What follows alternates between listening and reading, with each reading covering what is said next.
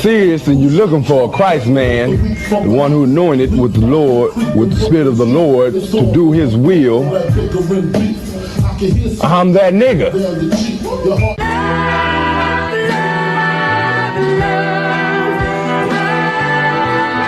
One West, 125th Street. Look, y'all put your faith in presidents like they gon' change this country. Run the league and let y'all play cause y'all gon' make a money. Fuck Obama, he ain't come here on cargo.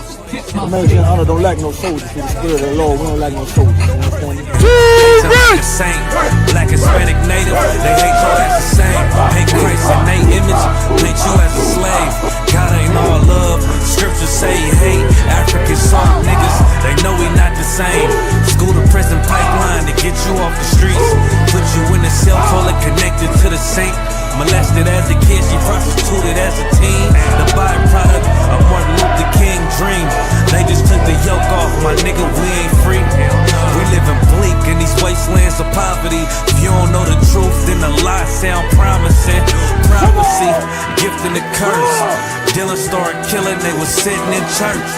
Black folk forgave him, man, this shit is absurd. You should never love your enemy, that shit ain't gon' work. Yeah, fuck dying on your knees, you better die in glory. Man, I joined the UPK, taught me the art of warring. I took a nigga life like mine to be recognized. I feel that pain every day, it can't be reconciled.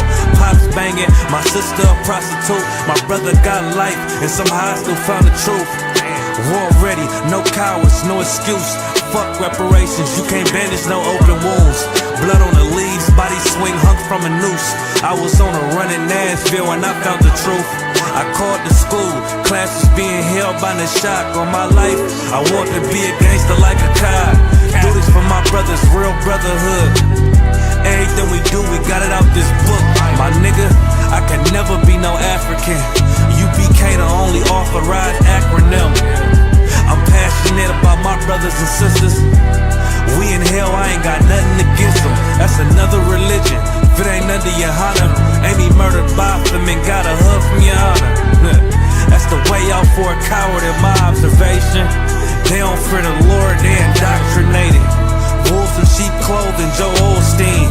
Real priest bringing back black royalty. One West on my headpiece, rank and order. Can't let them trick me off the streets, I gotta raise my daughter. I got brothers at the border ducking ICE agents. I got the name change, it was life changing. My family thought it was a game. Put on all black, they said I was going through a phase. It's more of us in jail than it was slaves. Chose. Aquí somos la Escuela Israelita del Conocimiento Práctico Universal. Hoy estamos aquí. Lord Commandant General YAHANNA, I.S.U.P.K.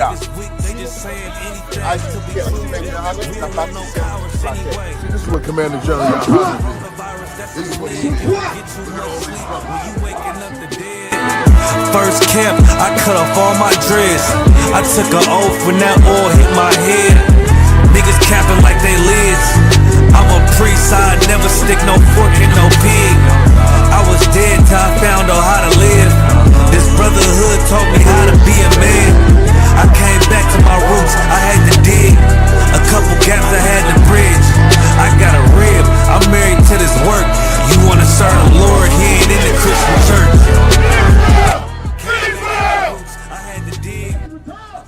Hey, listen, brothers and sisters, man. If you like what you hear, hit the subscribe button, man. Subscribe to this channel. And also, please, go to isupk.com and pay your tithe. Drop me some cash so we can move around this planet like we need to, man, and do the things we need to do. They're one West. They're one West. They're one West. Let me see. Hey, Shalom, Yahweh Bahashem Yahushai Brakatham to all the brothers, Yahweh Shemala Than Bahashem Yahushai to all the sisters.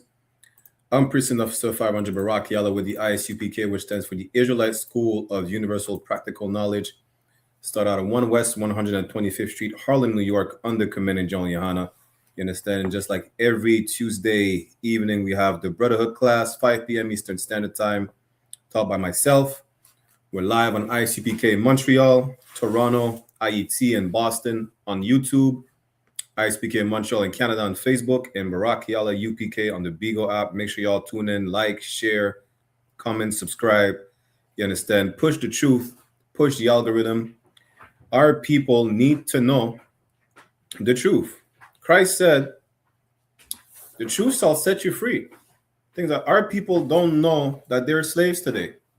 Why? Because they don't know that they don't have their identity. That's the problem.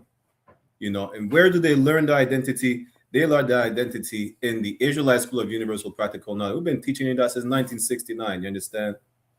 If you know you're an Israelite, because you got that information from the I.S.U.P.K, nowhere else.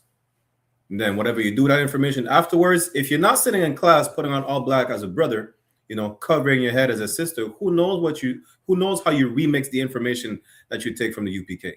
Whether it's knowing that you're an Israelite, the breakdowns, everything. You understand? There's a part 2 of last week's class where we're going to see that, listen, there is nothing new under the sun. There is nothing that we do today that hasn't been done yesterday, 100 years ago, 1,000 years ago.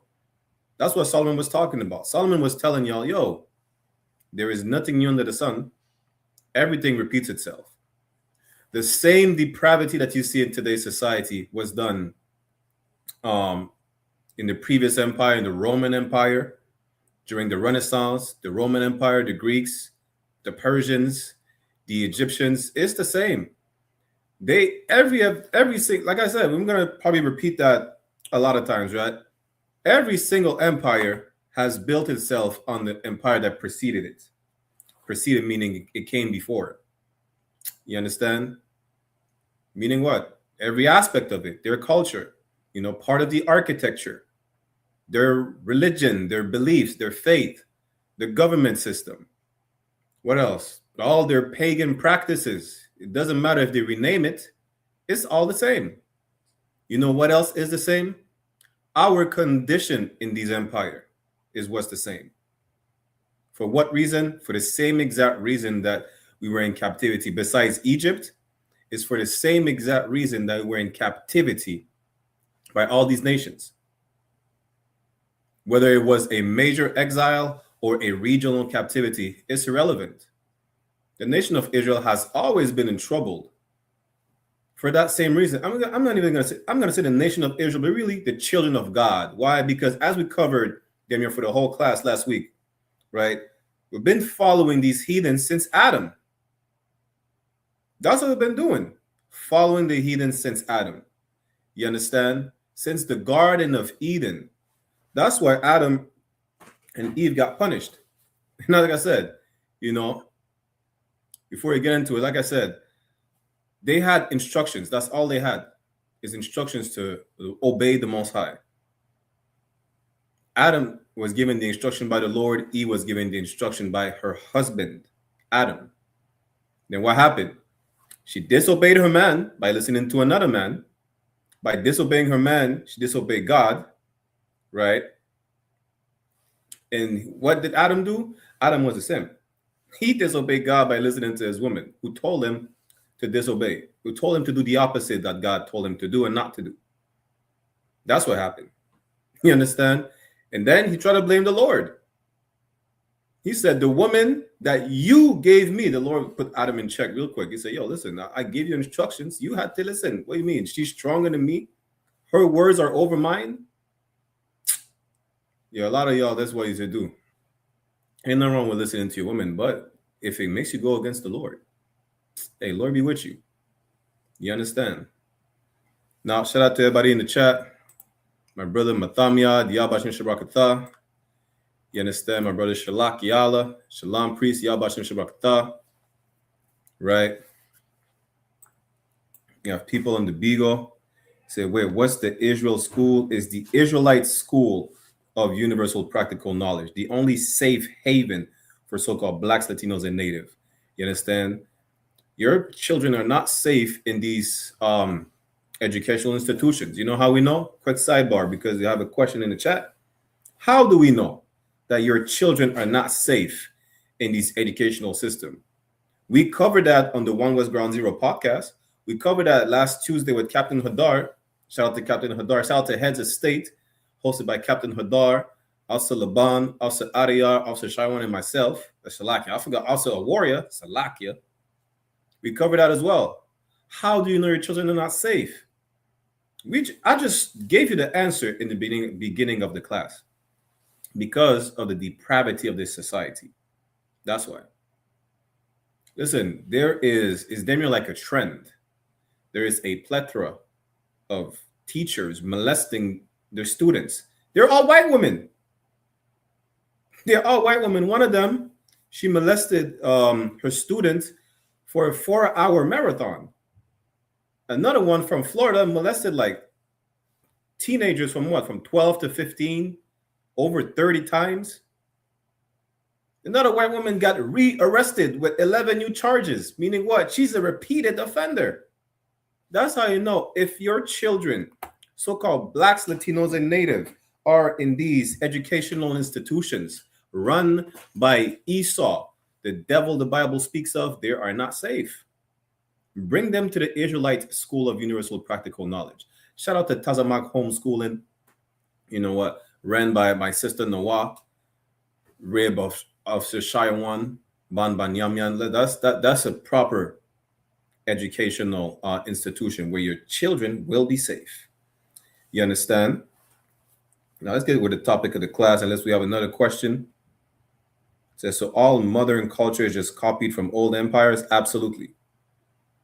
Absolutely. Lemendez, absolutely. And he said, did you just say all the abusers are white women?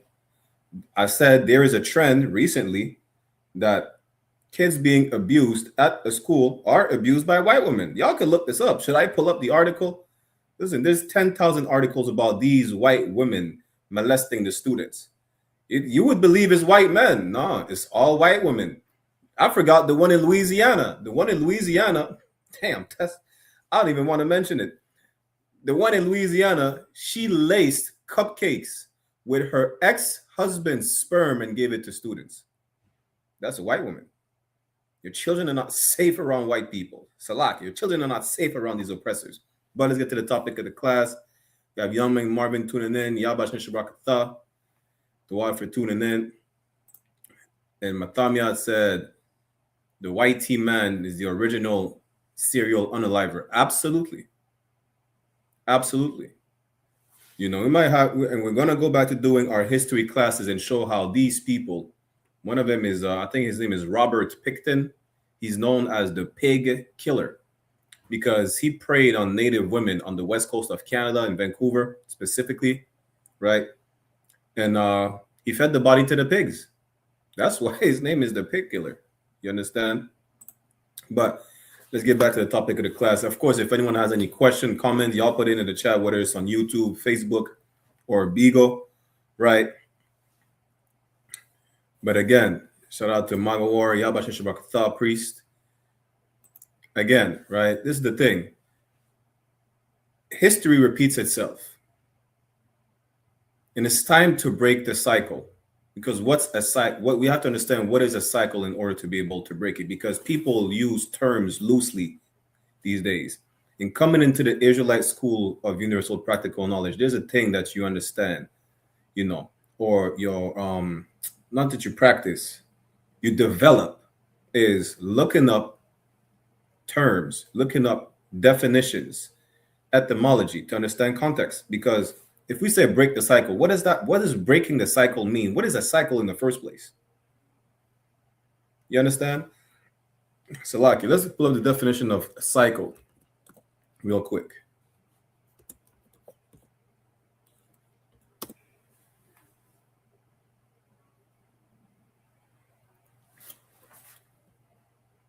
Let me share my screen.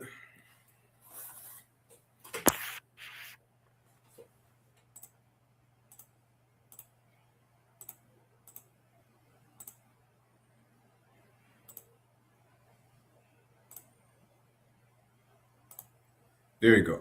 So cycle. A cycle is a series of events or processes that repeat regularly in the same order, ultimately returning to their original starting point. The term originates from the Greek word kuklos, meaning circle or wheel. That's why it's called a cycle, because everything circles back around. You understand? The cycle of life, right? Because reincarnation is real. You're born, you live your life, you pass away, and then you come back. That's what the Bible says. Listen, when you plant a seed, it grows into whatever plant, vegetable, fruit, and then it grows itself back, right? Lemendez, I'm gonna get to your question in a second. You understand? So like they said, what's the definition of cycle you're talking about? The one I'm bringing out, that's the definition of cycle. Thing is that we have to break this generational curse, this vicious cycle that we're in, by not repeating this series of events that we've been repeating. That's how. How do we break the cycle? We do something different. We don't repeat the same mistakes of the past. What are these mistakes of the past? We're going to get into it. Like I said, it's the same topic as last week. We've been following the heathens since Adam. And Adam followed the heathens and disobeyed. We showed you where the beasts of the field were in other nations. The culture that he adopted from the trees. The trees are also other nations. And I'm going to show you that real quick. You understand? I'm going to show you that real quick. And then we're going to see multiple instances where the only time where we broke that cycle, where we were going back to captivity, is when we stopped sinning and stopped following the Lord again. Now, there's a sodomite in the chat. Hoodoo Voodoo said, you're too old to have beads in your braids, bro. See, that's how I know you're a homosexual. Why do you worry about a man's appearance? Listen, that's how I know you are a sodomite. You know what you should do? You should look, you should message an Instagram baddie. That's what you should do. You should tell her about her appearance. Matter of fact, message an Instagram baddie and tell her about her appearance. If you find her pretty, tell her that she'll be pretty with clothes on. Tell her that. Don't worry about how a man look. See, that's a problem. When you follow heathens and you adopt customs such as hoodoo or voodoo that we adopted from the Africans, you become a homosexual. That's what happens. That comes with following the culture of the heathens, being a homosexual like this cat right here. Now we're going to ignore him for a minute, and then we'll probably address him if he's worth it. That's crazy. Now let's go into bringing that precept real quick.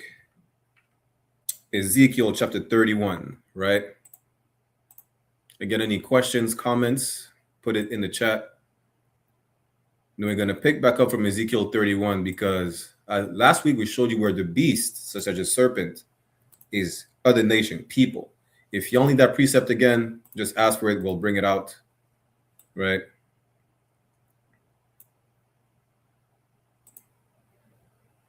Start at verse, we can start at verse 1.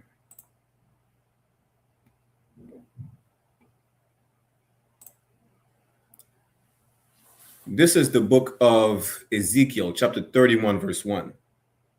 And it came to pass in the 11th year, in the 3rd month, in the 1st day of the month, that the word of the Lord came unto me, saying, verse 2, Son of man, speak unto Pharaoh, king of Egypt, and to his multitudes, whom art thou like in thy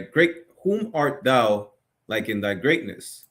Now this is just, we could have started at verse 3 to be honest, but it is what it is. Now this is the part where you would understand that these trees, nations, are called trees. It's a metaphor. You understand? Nations are also called beasts. The nation of Israel is called the lost sheep. Christ is called the lamb. Why do we even see that's the problems, right? Everybody understands the context when it comes to something else than the Bible. You understand? If for everybody in the chat, y'all could ignore this sodomite troll, right? Ignore him. But the point is this: everybody in the Bible, there is like 6ix9ine is called a rat. Is he an actual rodent? Meg the Stallion, apparently a stallion down south in the US is a woman that's curvy, right? but that's still an animal. Some ugly fat woman, you call her a fat cow or a whale. Is she an actual whale? Is she an actual bovine? You understand? What do you call the female private part? It has a derogatory term which you call scary ass, Salakia, scary cats like hoodoo voodoo. You know, it starts with a P, right? I would not suggest to Google that. The point is that's actually a cat. It's short for pussycat. You understand? So it's not that we don't understand context. It's just we were taught to not understand the context that's in the Bible. You understand? A bird brain, a chicken head, like Matamya, shout out to Matamya, Yashikar, the Mexican brothers, right? I forgot where exactly. Talking about Mexican. Shout out to Aizan, Yabashashbakta, priest. I forgot where. I'm not sure if it is say that in Mexico. I think in Colombia they say it, right? Sapo. Sapo is the Spanish word for toad, right? But they use that to call someone a snitch.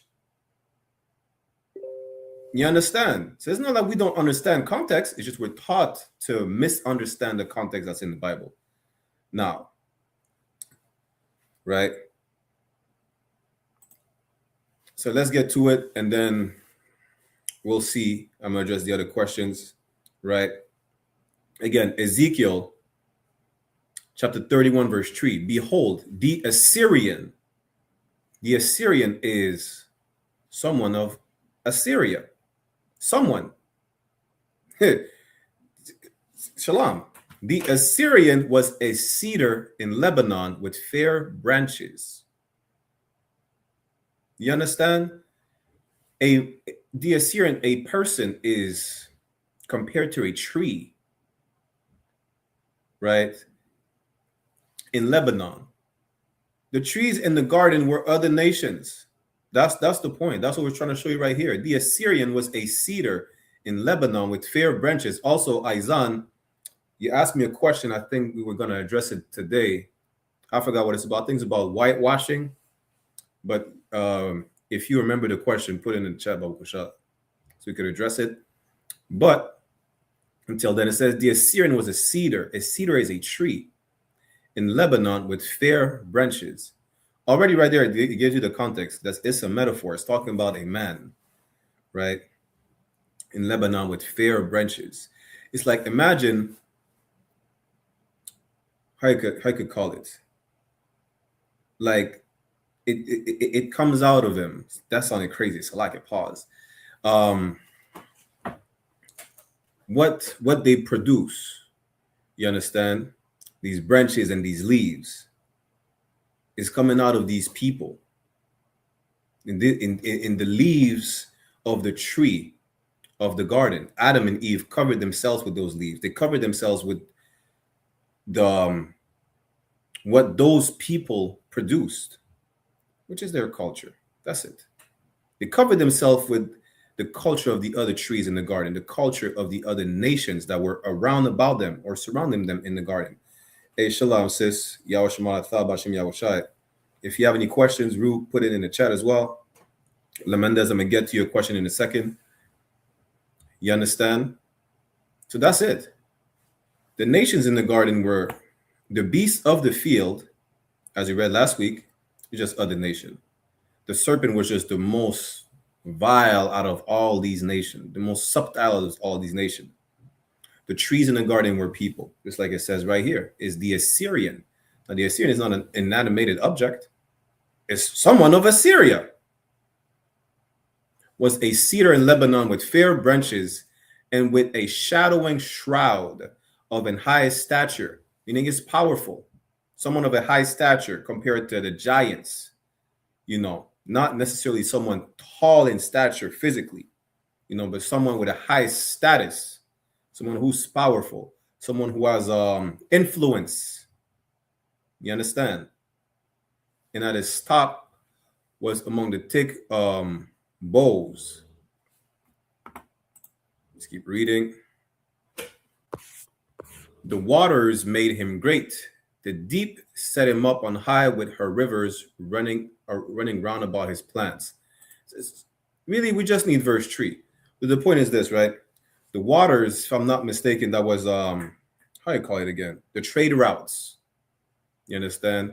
The trade routes made them rich and plentiful, right? And sent out little rivers unto all the trees of the field. Meaning, being in control of a trade route, right? You're basically, what's the English word for it? You're like a supplier. You're in control of the. Then what's the English word for it? I forgot the English word for it, but you're in control of the trade. Therefore, everything that passes through your waterways, for lack of better words, and it goes into these little rivers, running into all the trees of the field, into all these other nations, right? You get a percentage of it. You understand? This way like that, you get a percentage of it, right? But the point is this: the trees in the garden are nations. You can see it right here. It says the Assyrian, which is a nation. You know, the trees in the garden of a nation. If you keep going down, it says the Assyrian had feelings or it felt bad or something like that. But you get the point. The beasts of the field were nations. The trees in the garden were a nation, right? Adam followed other nations. Eve got beguiled by another nation. And that's how today, you know, we're cursed till this day. Now, let's go to the book of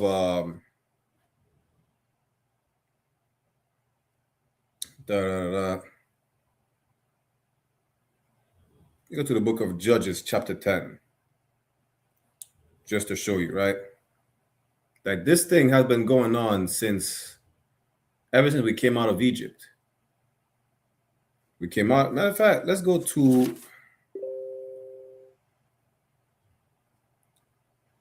Judges, so we go to Exodus.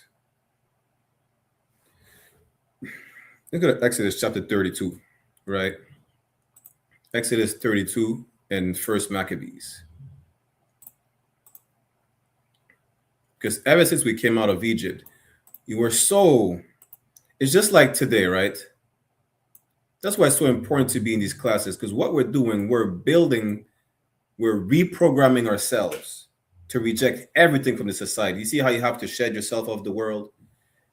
Revelation says, get out of her, my people. It's spiritual, because spiritually we can't build the kingdom with any remnant of the culture that we adopted from these heathens. Coming out of Egypt, people complained. And I forgot where, I think it's in Isaiah somewhere. They would complain about, yo, we're in the wilderness eating fried flat bread. There's no spice. In Egypt, we had salt fish and things like that. No, they say in Egypt, we had garlic. We had garlic bread. I'm just paraphrasing, right? In Egypt, you have good food. Coming out of Egypt, you're in the wilderness. All you're eating is flat bread, unleavened bread, water, flour, probably some salt. Who knows? And that's it. Nothing else. You're not eating any prestigious meal that you find in Egypt. Like, imagine coming out of captivity today. You know, we're in the wilderness. All we have is flat bread and probably some honey. You know, you're eating that for 40 years as opposed to eating some McDonald's burger, as opposed to eating some stuffed crusted salmon, spinach. What else? What's a good plate that y'all like to eat? Expensive or not, you just like the taste. Some gold dusted ice cream. You don't get that in the wilderness. You understand? You don't get that in the wilderness. That's why they started complaining. And guess what? When they started complaining, coming out of Egypt, people were like, yo, listen, we don't want to, we just want to go back to something comfortable. You understand? Moses went up there. Let me share my screen. Exodus 32 and 1. Moses went up there on the mount to get the tablets, right? You know what happened? The people started complaining, like, yo, Moses. He told Aaron, yo, Moses is gone. They said there's an invisible God that freed us from Egypt. Moses is gone. You have to build us a God that we can worship. You told us You know, you worship our God coming out of captivity, but we're not worshiping the invisible. Yo, you know what happened? The people coming out of Egypt, they still were hanging on to some of the customs of Egypt, which is the reason why Moses brought a bill of divorce, which was never supposed to be so. You understand? So Exodus chapter 32 verse 1, it says, and when the people saw that Moses delayed to come down out of the mount, Salakia, the people gathered themselves together unto Aaron and said unto him, up, make us gods. You see this? They say, yo, Moses is taking too long. This nigga probably dead. This nigga, we don't know where Moses is at. He said he went to convey with God or whatnot. Whatever he said, we don't know where he's at. He probably disappeared. He fell in a crevice. I don't know. But guess what? We need a God to worship. You understand? They told Aaron, yo, make us a God. Make us something we could bow down to. We could circle around 7 times and kiss. That's what he said. You get my point, right? They said to Aaron, yo, make us a God. Talking about we got out of Egypt. We can't even thank him or show him reverence. We never seen him. Which shall go before us, for as for this Moses, the man that brought us up out of the land of Egypt, we what not what is become of him. They don't know what happened to Moses. That's what it's saying. They say, yo, we're gonna have a God that's gonna go before us. He's gonna guide us. Because if you have someone before you, they're in front, they're guiding you, they're leading you. They say, yeah, we need someone to lead us, because Moses, you know, not only that, mind you, how they given reverence to Moses, because they're like, yeah, it's whatever God Moses said delivered us of Egypt, we ain't seen him. As far as we know, it's Moses somehow, you know, we just marched out of Egypt. Now we have no guidance. We don't know where Moses is at. We need someone to guide us. You understand?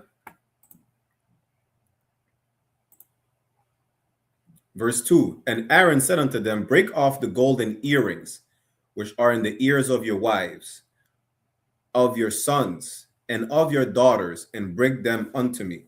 Aaron said, yeah, no sweat.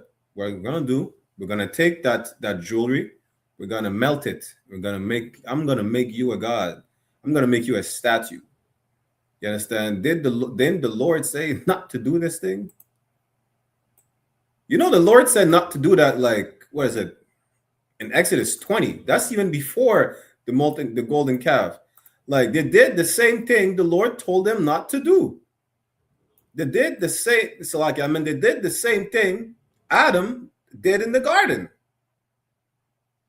They disobeyed, and that's why we've been in captivity ever since. Because we keep disobeying. Like, this is not something new that they were doing, right? Even though his behavior they learned from the Egyptian, we're going to show you that the God they made, that golden calf, listen, they were worshiping that calf in Egypt.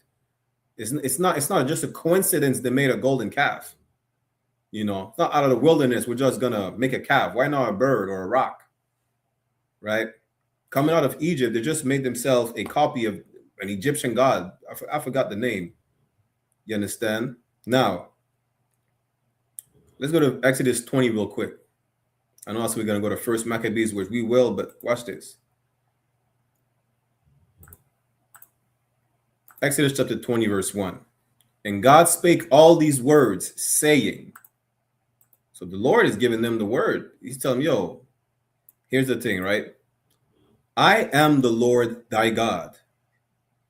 Thy, meaning your, it's a possessive pronoun.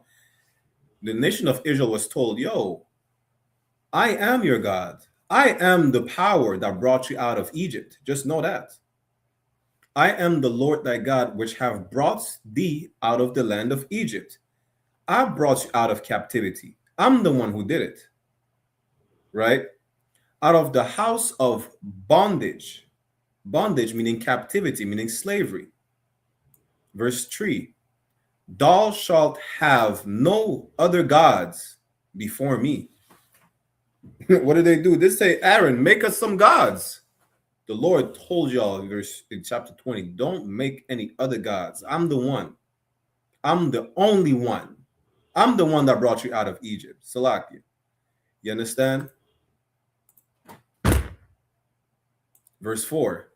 Thou shalt not make unto thee any graven image or any likeness of anything that is in heaven above, or that is in the earth beneath, or that is in the water under the earth. It's telling you right here. Don't make any graven images. What did it say? Aaron said, yo, melt. We're going to take your earrings. We're going to melt them. And they done made a golden calf. They made a graven image. Let me see if I can show y'all what's the god of Egypt. Yeah, there you go.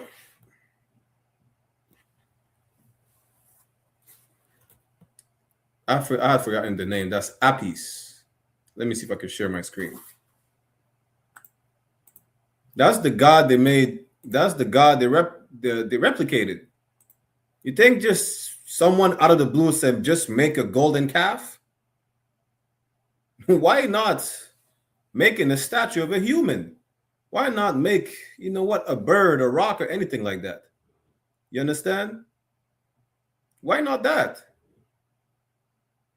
Yo, listen. They just made a calf because coming out of Egypt, that's one of the gods they remembered. You know, you think it's a coincidence? The tribe of Issachar worshiped the Cholo dog. You know, the Cholo dog, it was like Anubis to them. I think it's on the same level as Anubis. Y'all know that? Nothing is new under the sun.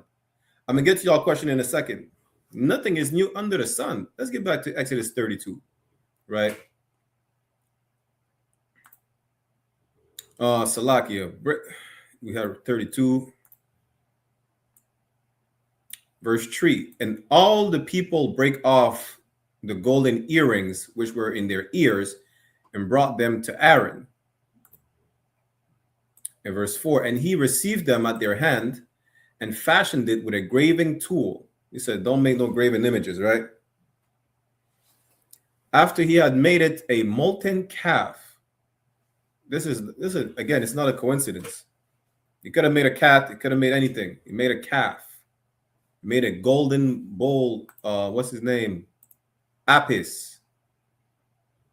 You understand? This is the primary and most famous Egyptian bull god is Apis. He was worshipped as a living deity in Memphis, like all these other gods, representing fertility, which is not surprising, strength, and the cycle of life. Other prominent Egyptian bull deities, including Nevis and Buchis, however you pronounce this, which were worshipped in Heliopolis and Hermontis, respectively. Regardless, it's nonsense. That's the point. It's heathen nonsense. And we repeated that same heathen nonsense. Why? Because they were losing faith. They're like, yo, listen, where is Moses? Like I'm seeing your question in chat, Isaiah, just now. I'm gonna get it to it. Because they're losing faith, like, yo, where's Moses? We don't know. The man is taking too long to go up the mountain, convey with God, and come down. We never seen that God anyways. Now the molten calf, we see it. It's physically there. We could bow down to it. We could circle around it like the Muslims do in Mecca. You understand? We could worship it. We see what we worship. You understand? But Christ did tell you. Listen, Christ in the New Testament said, yo, you don't know what you worship. You understand? You understand? Christ said that in the New Testament. You don't know what you worship.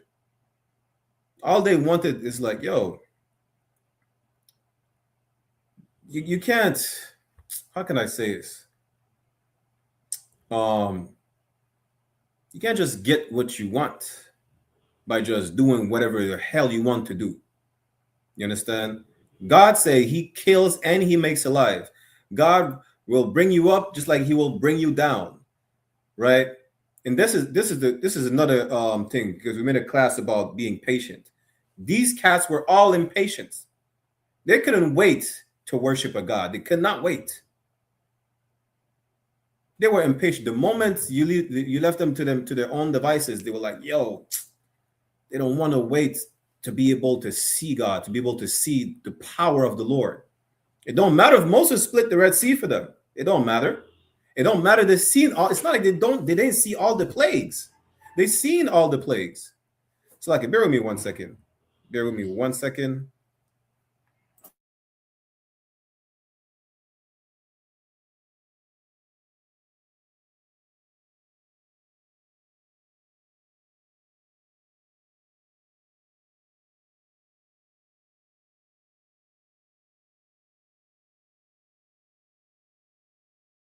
Salakia. I'm pretty sure some of y'all heard the disturbance in the background. That's the German Anubis. I don't even want to call it that. Ruby is snoring loud as hell. Salakia. The point is this, right? Damn, I lost my train of thought. Yeah, patience. The point is like, yo, they didn't want to be patient. Moses, it's not, they did not see the plague. They did not see the power of the Lord. They seen the frogs rain. They seen the locust. You know, it's not like they did not believe. You know how I know they had to follow instructions on how to put the blood of the lamb on the post of the door, so that the angel of death unalive all the firstborn of the Egyptians. It's not like they did not witness it. You understand? But it's like, yo, the moment they had to be told to wait, like some badass kids, y'all told to wait in order to do something. You are told to wait, and these kids get impatient. It's like, yo, I don't want to wait, you know, and then you hurt yourself. It's like, wait till you cross the goddamn street for the green light. I don't want to wait. You're crossing the red light, and then you get hit by a car. Lord allow you don't die, and even then, it's like, damn, you get hurt a different type of way. You understand? You're going to have to do another class on patience, I guess. But the point is this. They were impatient, you know. Let's finish the verse. After he had made it a molten calf, and they said, these be thy gods, O Israel, which brought thee up out of the land of Egypt. Yo, you know how the Lord was mad as hell? Yo, the Lord got vexed. You understand? The Lord got vexed. They didn't go back into slavery after that, but we're not going to go through the whole chapter. 3,000 people were unalive that day. 3,000. Is it 3,000? Yeah, 3,000. A couple thousand people were unalive. Why? Because, the Lord said not to do that. The Lord is a jealous God. He told us previously, yo, I'm the one who did it. Now y'all made a golden calf and say he did it? So you're giving all the credit of my power to your earrings that you molted and fashioned a calf with it? Are you serious?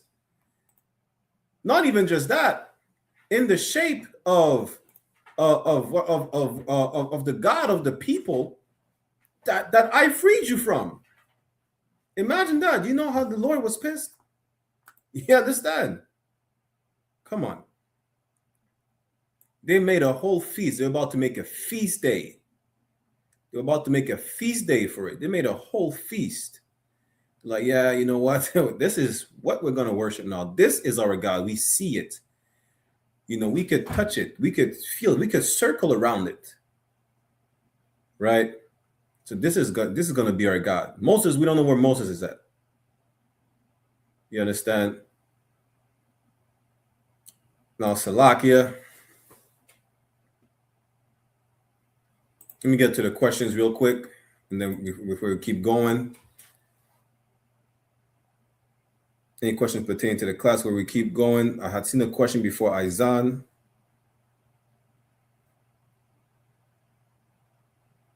The Mendes, why did they copy Egyptian gods specifically? Because it came out of Egypt. That's the influence they had coming out of Egypt, is the Egyptian god. You understand? By the way, let me ask you, Lemendez, what is your ethnical background on your father's side? If I may ask, what is your ethnical background or your lineage on your father's side? Naizan said, I wanted, did Aaron make the god because he was losing faith, or because he was afraid of the people? Now let me see. Let me go down.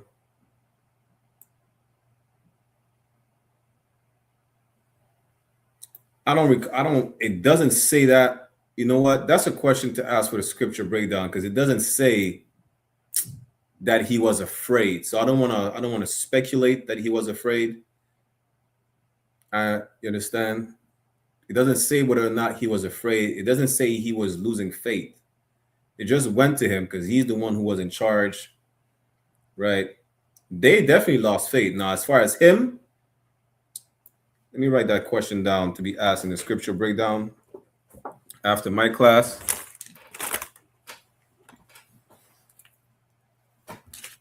Bear with me 1 second. That's a good question, though.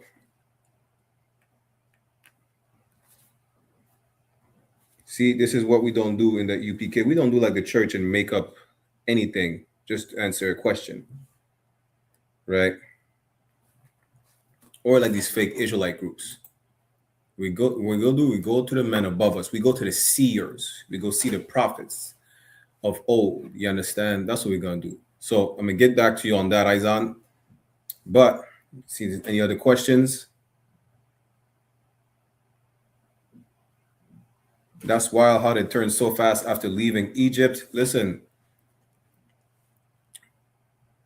anything could try. What the scripture say again? We're gonna go in the Apocrypha anyways. And if you could answer my question as well, what is your ethnical background on your father's side? Because I read Lamendez, I'm not going to speculate that you're a brother or a sister. Listen, the whole chapter of Ecclesiasticus, chapter 2, is a perfect precept on how to deal with them things, right? It says, my son, if thou come to serve the Lord, prepare thy soul for temptation. Listen, they were tempted because they're like, yo, there is nothing for us to physically serve. You understand? We need a guidance. We need to see who's leading us. That's really what it is. They wanted gods before them, meaning in front of them, leading them, guiding them. That's really what it is, you know. Like I said, let's go to real quick. First Maccabees. And then we'll be in the book of Judges. First Maccabees chapter 1. So verse 11. You see, you can't be asking questions and not expect answers and not answer any of the questions that I'm asking. What is your ethnical background on your father's side? I'm not going to ask again. If you don't want to answer, that's fine. You will not get any more answers either. First Maccabees chapter 1, verse 11. In those days, there went out of Israel wicked men who persuaded many. That's exactly what we just read in Exodus. You know, it doesn't say in Exodus specifically wicked men, just the people, right? They went to Aaron like, yo, listen, we need to have a guide. And the guide that they made was an Egyptian. It was a replica of an Egyptian god. Imagine that. Saying, let us go and make a covenant with the heathen. They made a deal with the heathen. At the time right here is the Greeks, or really you want to say the Macedonians, right? The Macedonians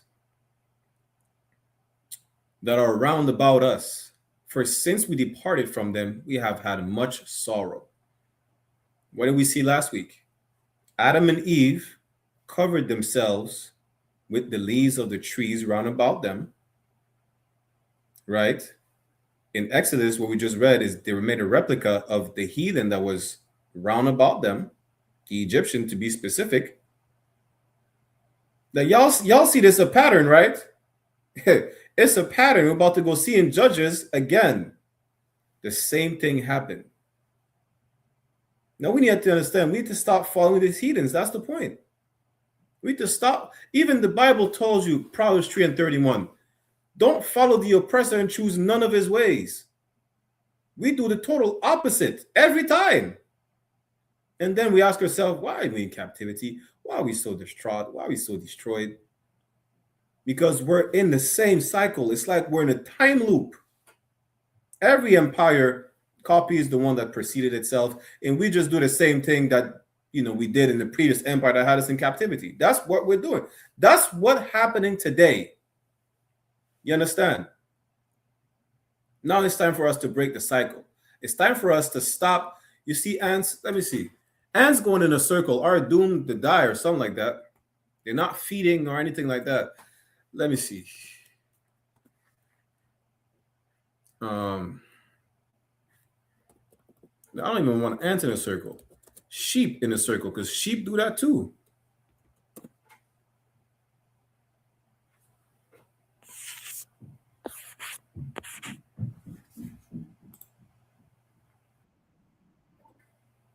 Give me 1 second. I'm going to share the screen. This is us. This is the nation of Israel. I see you, Matamiad. This is the nation of Israel, right? Stuck in a loop. We're stuck in a loop. You understand? We keep going in circles. And what's us going in circles is us repeating the same mistakes over and over again. Empire after empire that has us as captives. We do the same thing. You know, we follow these heathens. It don't matter which heathen. It don't matter whether it's the Egyptian, you know, because you know what? Because let's keep reading First Maccabees. The thing is that I was gonna say, because I'm gonna have to show that in the scriptures too. Because when the northern kingdom went to Arsaret, a land that was not known or uninhabited, right? They were doing fine. They went there because they know they were cursed. It's not like we don't know. We know every single time. It says it in Baruch, in Second Ezra, they know they were cursed because they disobeyed the law, right? Disobeyed the Lord. And they went to a land where never men dwelt, and they were fine. You could see where we were following the law. We had the tablet with the 10 commandments, the Bat Creek stones, or the Los Luna stones with the 10 commandments. All those practices, as far as putting the woman away when she's unclean, so on and so forth. Until they reverted back to doing what they did in Egypt and worshiping the Cholo dog. You know, and Matamiat said it's Quintle dog as well. That's what they're doing. And then what happened? 1492 happened, and now we're in captivity again. You know, that's exactly what happened. Listen, it's the same thing over and over again. That's the point. We need to break the cycle. We read what the definition of cycle is. We're repeating the same events. The same process. What's the process? We sin, we get punished, and then we're captives. That's what the Lord keeps saying. I'll give you 1,000 precepts. In the book of Ezra, chapter 9, it says we were captives. Why? Because we married heathens, and y'all still love white women. Y'all do the same thing. What Martin Luther King did brought us in captivity.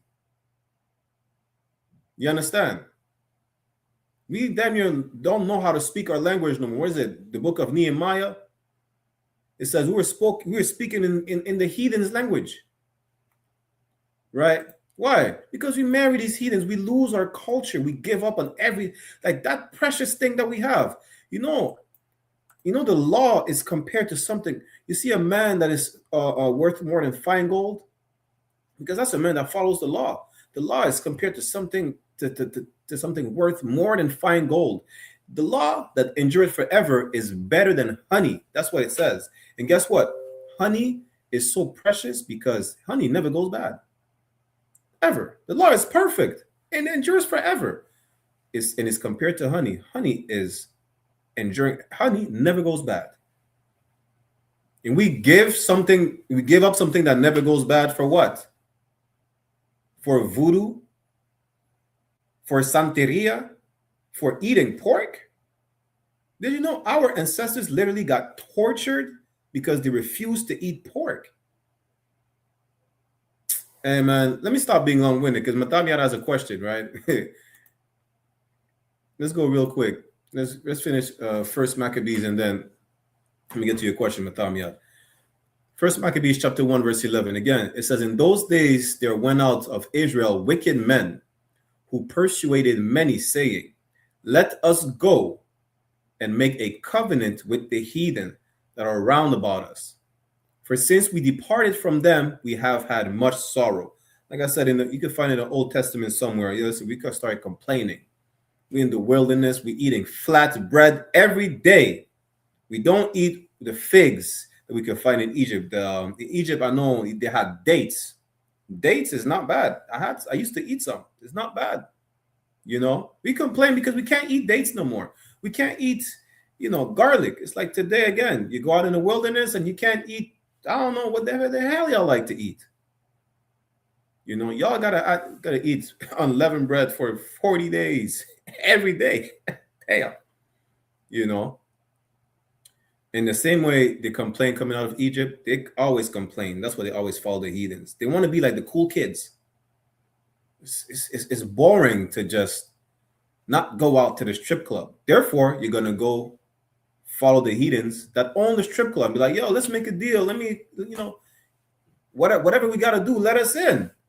We want to be a part of the party. We want to be in a public party when our parties are private parties. The Passover is a private party, only for so-called blacks, Latinos, and Native. Our cookouts are private parties.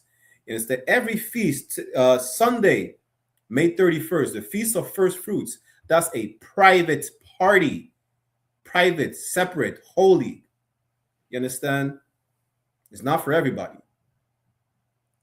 But you want to be like everybody. That's why you follow everybody. And that's the problem. Let's keep on reading. Verse 12. So this device pleased them well, meaning this plan is like, yeah, all right. So we kind of feel bad. So you know what? We're going to join them. And it's like, yeah, you know what? That's not a bad idea. This plan is all right. Verse 13. Then certain of the people were so forward herein. Being forward is like, yo, they didn't waste no time. They were direct. They're so forward, like, yo, listen, we're gonna take it into our own hands. We're not gonna just send a letter and wait for the mayor, wait for whoever's responsible to send us a response back. We're not gonna reach out to the customer service.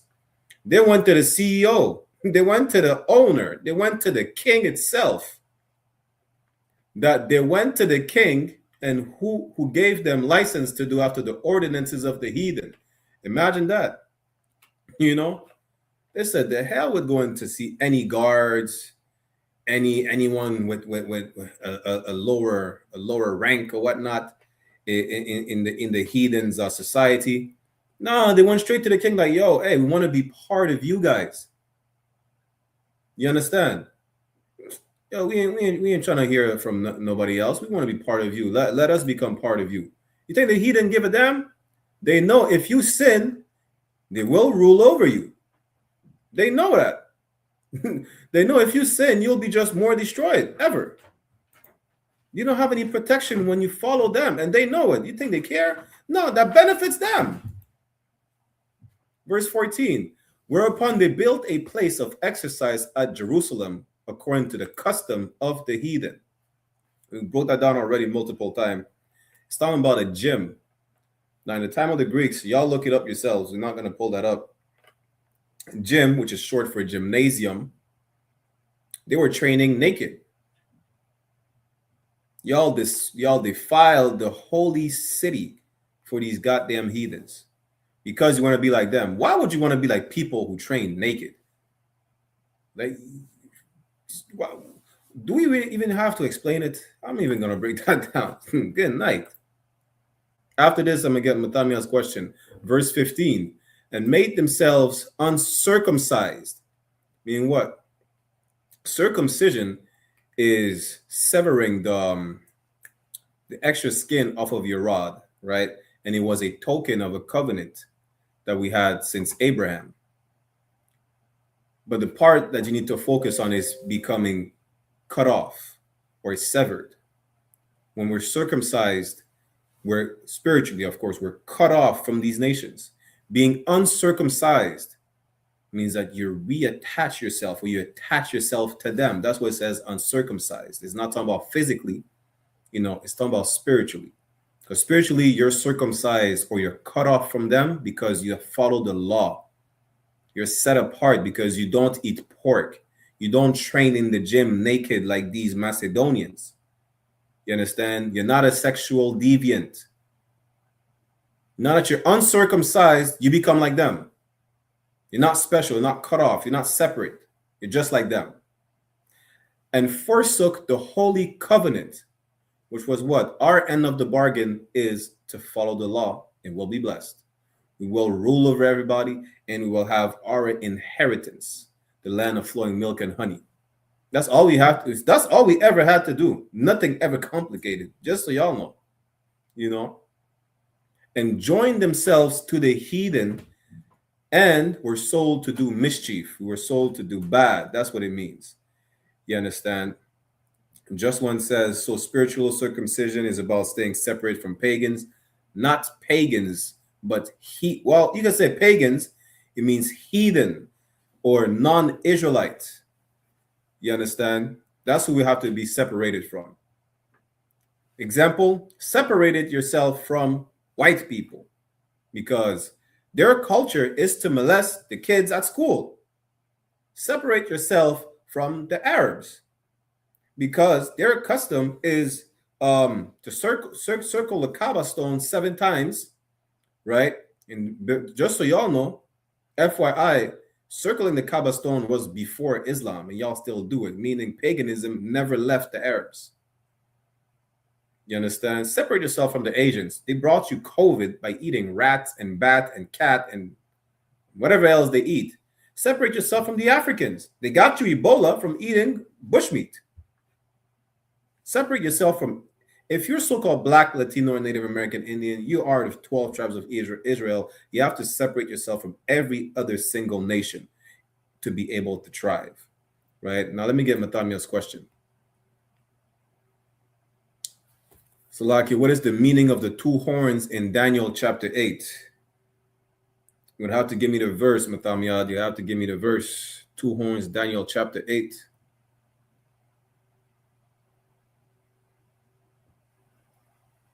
If you could get me the verse, Baba Kusha.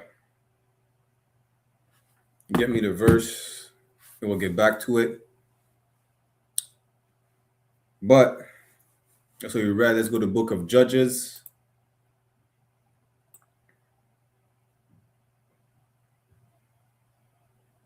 When I said book of Judges, chapter 10. Listen, again, we need to break the cycle. The only way we're able to break the cycle is when you come back to the law, statutes, and commandments.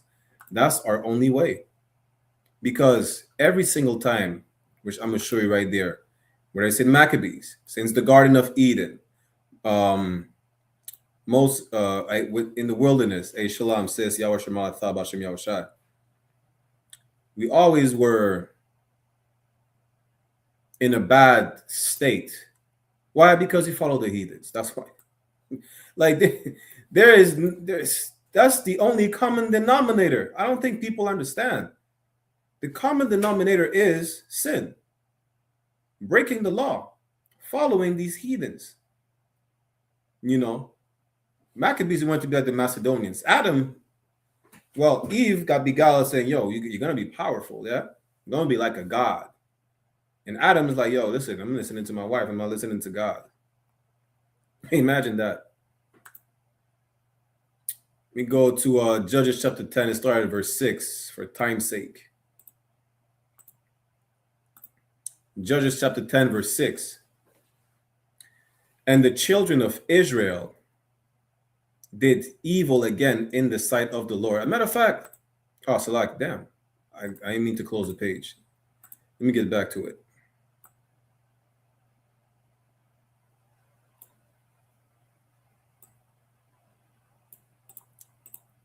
Judges chapter 10. I didn't mean to close it by accident. Share my screen again.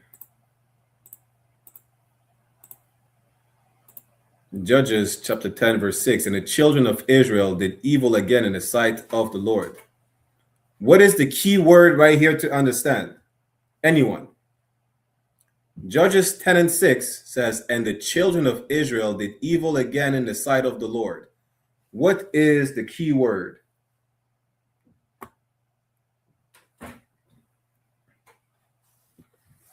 What is the key word?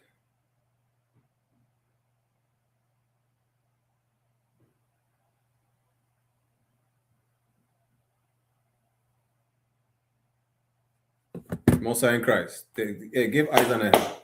Listen, you see this? You can't make this up. Again, meaning it's not the first time it happens. Every time we do evil, we're about to see. Listen, the Lord told us, and I'm going to show you right here because I paraphrased that last time. The Lord, he's an amazing father. An amazing parent punishes their child, right? But guess what? I think it makes them feel good to punish their children. Like imagine, yo, as a kid, right? Growing up, sometimes you got a beating because you disobeyed, or you're being reprimanded because you disobeyed. You think it pleases your parent to see you cry because, I don't know, you didn't do the dishes or you broke a window. You're just misbehaving. You're bad as hell. It pleases your parent to beat you with the belt. It pleases your parent to tell you, yo, you make your face all sad because no Xbox, no Game Boy. A lot of y'all don't even know what a Game Boy is. It's like it. No Nintendo 64 for what? Months on end. You have bad grades. I think it pleases your parents to discipline you. No, I'm going to see the Lord. It doesn't please him to do that, but he has to do it. I forgot to show y'all in Exodus 32, we were just there. The Lord told Moses, yo, this is a stiff-necked people. They're gonna learn the hard way. I mean, time after time, we have to learn the hard way. Damn. It's been 400 years. A lot of y'all really seem like y'all comfortable as slaves. Y'all don't mind being oppressed. Y'all don't mind being lynched today. Y'all don't mind being deported. Y'all really don't care. As long as you have, food in your stomach and you get to drink some water, hug your mother, say I love you to your father. You're all right. You don't care about being oppressed. Well, it's okay. I will care for you. I will care because I hate seeing Mexicans in cages. I will care because I hate seeing Benjamites poisoned with the #1 highest rate of prostate cancer in the world. I will care because I hate seeing Haitians eating mud cookies. We care over here. You understand? We care. If you don't, we do. We're here to make you care as well. The law's about brotherhood too. You can't be following the law with no brotherhood. You understand? Commanding Joe YAHANNA cares for his people. That's why we have these classes, damn near every day, these podcasts, these shows, cross the line, everything. Because we care for the people. We could do anything out of the minutes, the hours of our lives, and we come here on time, every time, to teach you the truth. And the truth shall set you free. Just knowing that there is hope. That you're more than just a nigger. You're more than a spick. You're more than an Indian savage. You're the greatest people on the planet. And guess what? We're here to make you tap into that greatness. You understand? But let's keep reading real quick. Matthias said Daniel 8:3. Now, I don't remember that breakdown. I will ask. I forgot the breakdown of Daniel 8:3. I'm not even gonna paraphrase the breakdown, but I'm gonna just ask in scripture breakdown class. But that one I forgot. But let's keep reading. Judges chapter 10, verse 6.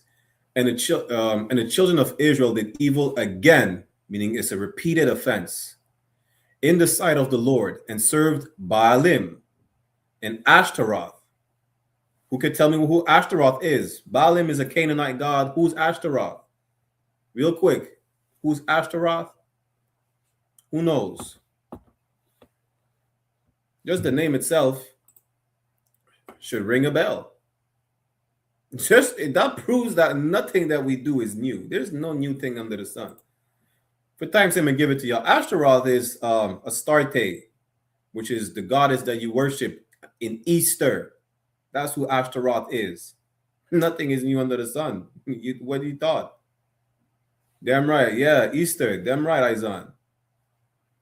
And the gods of Syria, and the gods of Zidon, and the gods of Moab, and the gods of the children of Ammon, and the gods of the Philistines, and forsook the Lord and served not him. What did you just read in Salakia? In First Maccabees, we made a covenant with the heathen. You understand? And we forsook our covenant, and we served their gods. We serve them. What did Adam do? Adam forgot about the Lord. He listened to his wife and she told him, yeah, don't listen to God. Listen to the white man. Imagine that. You know, our sisters do the same thing today. They say, yeah, listen to the white man. He knows what he's talking about. The white man doesn't know what the hell he's talking about. Trump said, drink bleach. You will be cured of COVID. He might have something there, though. You will be cured of everything, even the breath of life. The breath of life will leave you if you drink bleach. Do not listen to Donald Trump. He told you he drinks Diet Coke to get rid of what? Cancer, some dumb stuff like that. White man is an idiot. It's like, oh, oppressor is stupid. You know, let's keep reading. Verse 7. And the anger of the Lord was hot against Israel. You understand? The anger of the Lord was hot. The Lord was vexed again, because you think it's the first time from the golden calf. I think one in Judges chapter 3. Where is it? Judges chapter 3 is again. We sinned and we were captive under the Moabites, the French Benjamite brother. What's his name again? That's it, a French Benjamite brother. It's a lot. Nah, I just meant the Benjamite brother. Damn. Don't clip that, fake Israelites. The Benjamite brother, what's his name? Ehud. He went to gut the fat Moabite. Then in the end of the chapter, Shamgar delivered us from the Philistines. Why did we have to be delivered? Because we kept sinning. We kept following the customs of the heathens. Therefore, the Lord put us back in captivity time after time. That's the whole cycle that we have to break. Stop following the heathens. Right? Let's keep reading. And he sold them into the hands of the Philistines and into the hands of the children of Ammon. Now, listen, didn't I just told you? I just paraphrased Judges chapter 3. We were already captive by the Philistines. Shamgar, shout out to Shamgar. Shamgar had to deliver us. Why? Because you wanted to be like the Philistines. You wanted to be like the Moabites. You wanted to be like the heathens that are round about us. Those trees that are round about us. And what happened? The Lord got vexed. It's like, yo, listen, you're going to have to learn the hard way. You want to be like them? No sweat. See how they treat you. Verse 8. In that year, they vexed and oppressed the children of Israel. All these nations we decided to follow, the Philistines, the Ammonites, so on and so forth. They oppressed us. 18 years, all the children of Israel that were on the other side, Jordan, in the land of the Amorites, which is in Gilead, right? Verse 9. Moreover, the children of Ammon passed over the Jordan to fight also against Judah and against Benjamin and against the house of Ephraim, so that Israel was sore distressed. I just paraphrased to you earlier. The book of Judah, chapter 5, verse 20 and 21 says, if we sin, there's one error in our nation, the heathens know they will take us over. They know they will beat us to death. They know. That's why in First Maccabees, you think they care that you go to them, whether or not with permission to sin? They don't give a damn. It benefits them. They know who you are. How do they know who you are? Coming out of Egypt, or in the book of Joshua, that woman, she asked for mercy. I forgot her name. She said, yo, listen, we heard what happened in Egypt. You know, I think it was the city of Jericho. I forgot. I think it's the city of Jericho. She said, yo, we know what happened in the land of Egypt. Now, I don't want to be in your way. I don't want to be like the people that I know what's going to happen in that city. If you could, spare me, my family, so on and so forth. She hid the two men, I think, on the rooftop while they were being chased. Right. And then she told him, yo, go by the mountain and whatnot. And when they came back to Joshua, they said, yo, that woman, she saved our lives. You know, and she said we made a deal with her. that we won't kill her and her family when we take over the city. I think it's the city of Jericho, right? They told her we put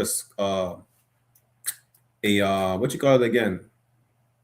A thread, a scarlet thread, right? A scarlet thread out of your window, so we know that house is gonna be untouched.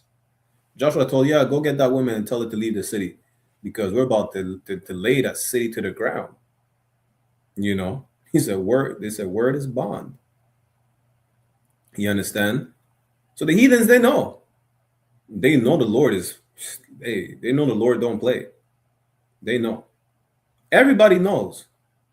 The problem is that you forgot. How did you forget? Because you followed the heathen, therefore you forsook the Lord. You forsook the Holy Covenant. That's why you have to come back to it. You understand? You have to come back in the right way of the Lord, in the right path. That path is, you can only see the light or the direction to that path by coming into the Israelite school of universal practical knowledge. Nowhere else. Let's keep reading real quick, right? Yeah. People wild in the comments. These sodomites is crazy. Moreover, Salaki, we finished verse 9. Judges chapter 10, verse 10. And the children of Israel cried unto the Lord, saying, we have sinned against thee. You know we do that all the time, right?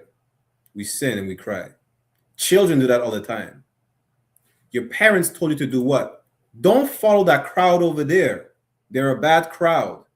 You do it. And what do you do then? You call your mom from the police precinct. They receive a collect call from you. They receive the collect call like, yo, I messed up again. I need bail money. That's what you do. I'm not trying to laugh or laughing at the condition of brothers and sisters that are incarcerated right now, but I'm just giving you an example, right? Because that's what the children of Israel did all the time. We sinned, we followed the heathens, we sinned, we went to captivity, and we cried to the Lord like, yo, can you come bail us out? It's not what we thought it was going to be. That public party is La'atawab. It's not fun. It's not fun over there. It's actually horrible. We're seeing what's going on. We're oppressed. We're distressed. It's horrible. You're doing it today. You know, how many of us are crying out to the Lord like, oh, why is this happening? Yo, God, could you please make sure, like, we tired of getting lynched. Yeah, but there's only one way to stop getting lynched. There's only one way to stop getting deported. There's only one way to get the land back. And the land is not Turtle Island. It's the land of flowing milk and honey, what people call today the so-called Middle East. This is our land. We will be brought back in our land. There's only one way to do it. There's only one way to stop being unalived. There's only one way, is to go back to the laws, statutes, and commandments. That's how. Let's keep reading. And the children of Israel cried unto the Lord, saying, we have sinned against thee, both because we have forsaken our God and also served Baalim. You understand? They forgot about the Lord and started serving other gods. Verse 11. And the Lord said unto the children of Israel, did not I deliver you from the Egyptians and from the Amorites, from the children of Ammon and from the Philistines? And y'all forgot who you're talking to. The Lord is, listen, that's how you know God is a nigga God. Remember what he told Moses? He said, go tell the children of Israel, I am that I am. Or what? You understand? It's like, yo, did you just forget who you're talking to? Like, I don't, like, you know, I'm the one who let them oppress you because you need to learn a lesson. You want it to be like them? Tell me how it is on the other side of the fence. Tell me how it is. God is like Mufasa telling Simba, yo, you see over there that the elephant graveyard that's a no-go. Simba wanted to go there, almost got eaten by the hyenas. Now, guess what? We are literally being eaten, devoured by the beasts of the field. We read it last week. We're devoured by the beasts of the field. Now God said, yo, you think I don't know what's going on? Lord said unto the children of Israel, did not I deliver you from the Egyptians? Am I not the one who freed you from captivity already? Multiple times? Like, I don't know what's going on. Let's keep reading. Verse 12, the Zidonians also and the Amalekites, who are the so-called Jewish people today, the Amalekites, who are the Khazarian today, the fake Jews, the synagogue of Satan today, FYI, Salakia, and the Maonites did oppress you, and you cried to me, and I delivered you out of their hand. Why is the Lord saying this? Because it's not the first time that after sinning, we're being held captives, and we cried to him. Like, y'all, we all are repeated offenders. That's what it says. He freed us from all these nations, and time after time, we do it again. We do it again. And you know what else we do again? Cry unto the Lord. Hey, come help us, please. I got arrested again. Why? Because I decided to follow the wrong crowd. Well, you think I don't know? You think I'm not aware that you were arrested? You think I'm not aware of that? Of course I'm aware. I was there. I watched you get handcuffed, but I told you not to follow the wrong crowd. Now you wanted to go sell drugs, and now you're being arrested. You wanted to be like the Italian mafia, right? I told you don't follow after them. You wanted to be like the Italian mafia. Now you're in jail. You understand? You wanted to be like the white woman. Now you're a whole graveyard because she taught you how to abort your babies. You understand? That's what happened. I keep telling you to stop following the wrong crowd. You're doing it again. I know what's going on. I'm the one freeing you all the time. I'm bailing you out all the time, just so you know. As if I don't know what's going on. I'm tired of bailing you out. I'll do it regardless. You know why? Because I'm a good parent. The Lord will always do it. Listen, that's a cut too. Go to Jeremiah chapter 31, verse 31. Real quick, right? Izan, I see you. Bear me 1 second.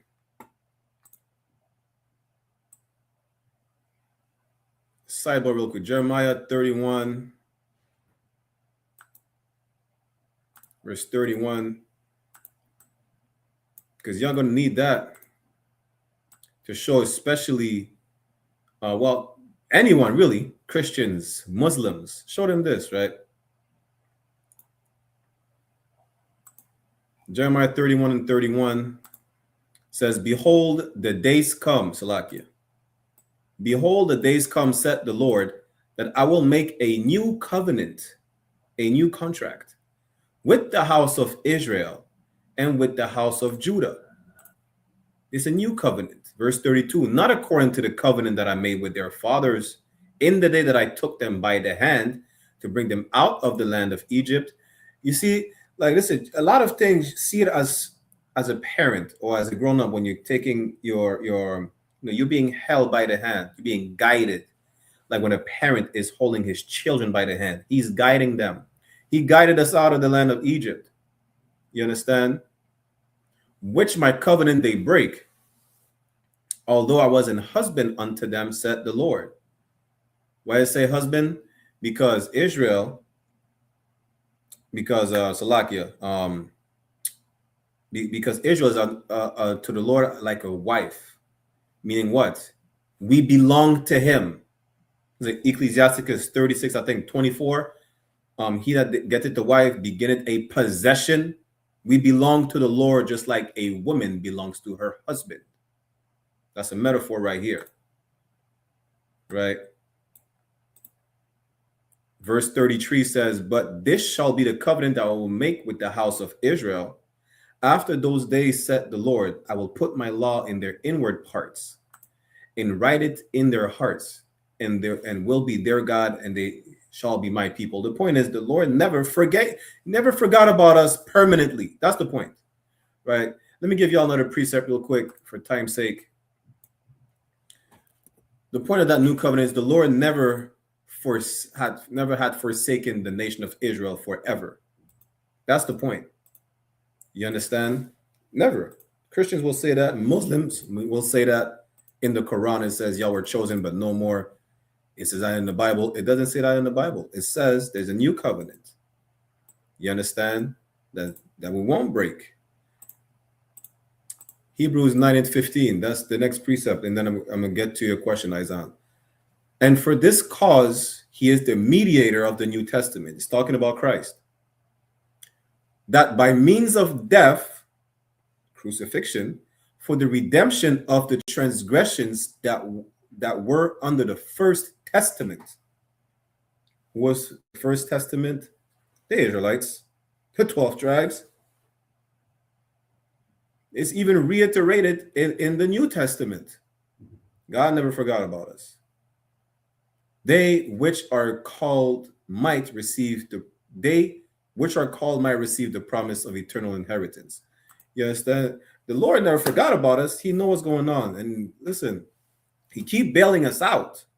And we still do the same thing. It's time for us to do the change. Now, Isaiah said, who are the Maonites today, sir? Give me 1 second. Let me grab the Maonites is some heathen. Let me see if I could find them in the Zondervan Bible Dictionary. Then we get back to the book of Judges. They said Maonites. A lot of the nations, you could find them, or tribes of these nations, you could find them in the Zondervan Bible Dictionary. I'm using the compact version.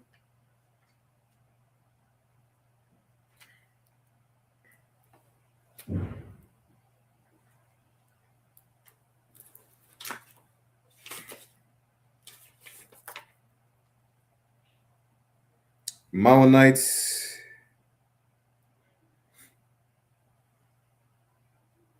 enemies of Israel, called Menuhim, probably from Arabian Peninsula, based on the local. What's the other thing again? Ishmaelites or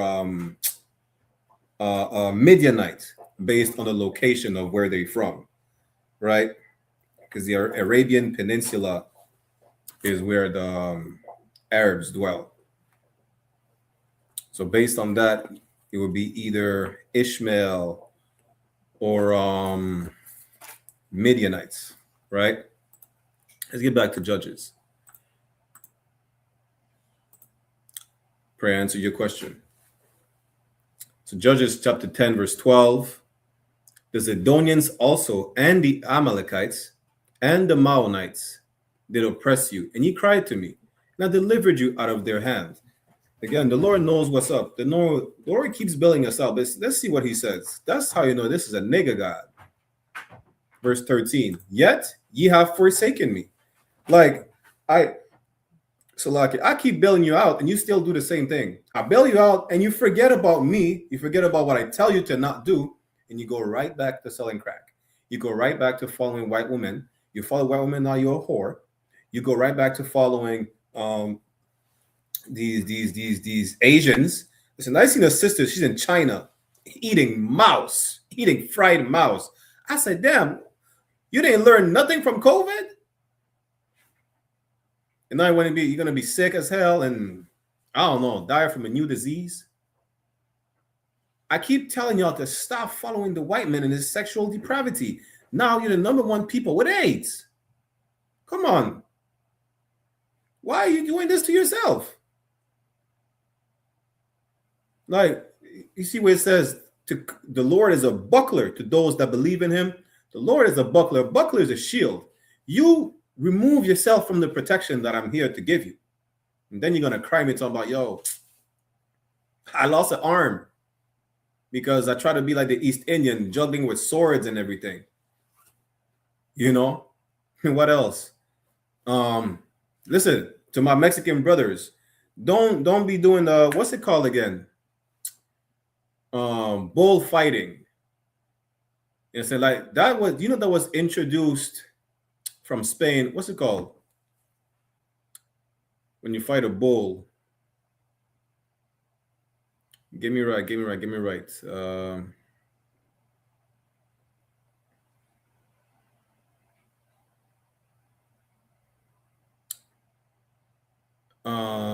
Damn, I forgot. The point is this. Toreador. That's what it is. Toreador. Bullfighter. You know that come from Spain. Our people is so compassionate. You think Mexicans like, fighting bulls in the ring? They don't. That's like Spain brought that over there. Stop doing this. You ain't gonna complain, man. I got gored by a big ass bull. I got gored by Angus steak. I got gored by carne asada. Yeah. I mean, I did tell you to not follow the white man, but you're in the cartel. I did tell you not to follow the white man, but you eat chicharrones. All you had to do is to not eat the chicharrones, right? That's all you had to do. But you refuse. I understand they force you to do it. I understand it comes from slavery, but you just have to stop. You know what you have to do? You have to love the Salvadoreños. Because what, y'all beefing over a football match? Love the Salvadoreños. Salvadoreños también. You know why you're so oppressed? Because you have to love one another. We have to love the Guatemaltecos. The Haitians and the Dominicans, y'all have to love each other. That's the solution. The solution is to come back to following the law. And you can't follow the law if y'all don't love each other. I'm giving you the solution. I gave y'all the blueprint. Y'all just forgot that y'all had the blueprint. You know what's crazy too? Every single one of y'all have the blueprint in their house. You just go to a people that stole the blueprint, that appropriated themselves the blueprint. They don't even read what's on the paper. You put a magazine in between and it say, yes, God loved everybody. That's not in the blueprint. The blueprint said separate. You'll be fine. Segregate. The moment you join everybody, that's the reason why you're enslaved right now. That's what the Lord is telling you. He said, you forgot about what I told you. Verse 13, yet ye have forsaken me and serve other gods. We just read it in Deuteronomy 32. The moment Moses was in the mountains too long, y'all started making a replica of the Egyptian god. Y'all forgot about the Lord. Y'all just seen the Red Sea split in half. Y'all forgot the first born of the Egyptians died. What, y'all forgot about that? Listen, at this point, then you have to make a whole tape or documentary with the number of captivities we were in because we have forsaken the Lord and served other gods, because that's the only reason we went into captivity. We forgot about the Lord. Solomon married heathens and served their gods. The kingdom got split in half for that specific. The reason why there's a northern and southern kingdom is because we decided to break the law, specifically Solomon, and serve other gods. That's why there's a northern and southern kingdom. You understand? That one state got broken in half because Solomon married a white woman, married an African woman, married some Moabites, some Ammonites, and served their gods. That's it. Come back to serving the Lord, man. Follow the law, love one another. That's all we have to do. You understand? Matter of fact, love one another to the point, I know y'all know y'all can love one another. You know why? Because here's a perfect example I know. When you say you can't love Mexicans, you're a hypocrite and you're just lying to yourself, because that's how you're taught to do in the white man's society. You Mexicans, you say y'all can't love black people because of whatever the Spaniards put in your head. I know you're lying to yourself. You know why?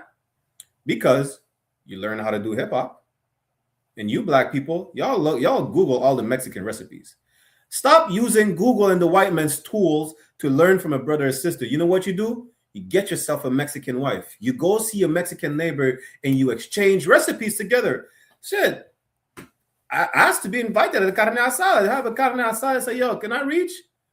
Yo, what's the spice you put in there? Yo, that's it good as hell. Don't go to, what's it called again? The Tex-Mex restaurant by white people. Taco Bell. Don't go to Taco Bell. Go to an actual Mexican-owned taqueria. Just ask to be taught how to make some goddamn birria. Ask to be taught how to make some pupusas. Ask to be taught how to make some empanadas. I'm not saying these are all Mexicans, but they're Latino plates, dishes. Just ask.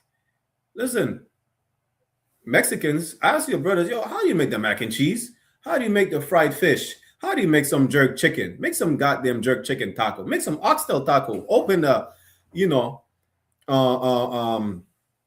black and brown restaurant somewhere somehow. Go on the reservation and learn. Like, yo, how do we make this and that? Listen, I keep telling people the best fish I ever had is from a Gadite recipe. My mom's a French teacher. One of her students was a Gadite. Yo, that's salmon. You see the salmon you see on National Geographics? That's big and green and red and everything. Yo, I had that salmon. But that's not the best part.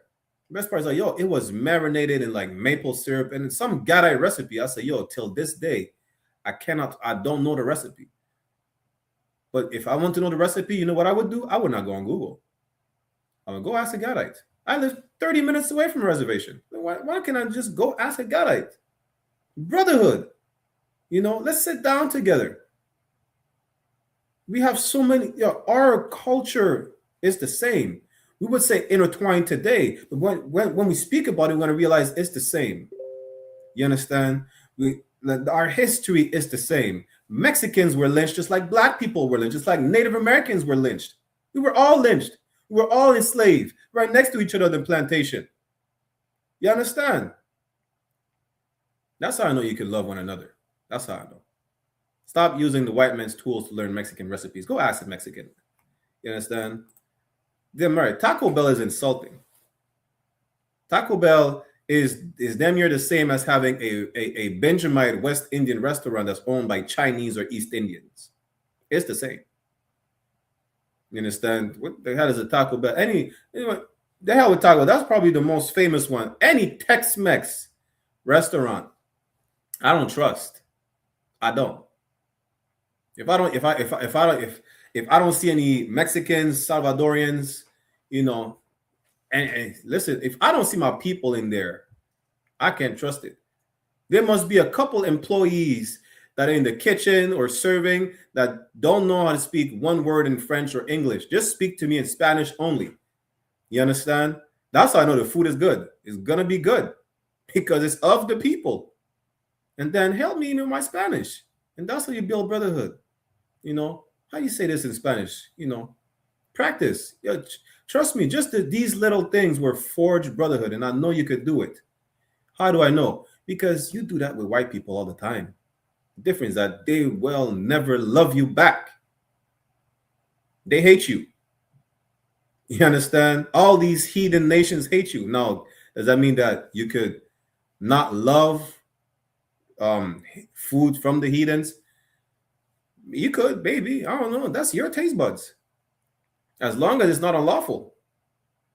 But that's how you build brotherhood. Yo, man, go Mexican. Be like, yo, how do you say this in Spanish? You know what you do? As opposed to Googling a recipe in Spanish, or Googling a recipe from Mexicans, you learn how to say, how do you make that at home? Or you don't know how to say, when you get ready to leave the restaurant, say, ¿Cuánto cuesta? What is it? How much does it cost? What's the check? Just small things like that. And it's appreciated. You know, ¿Qué pasó, hermano? Todo bien.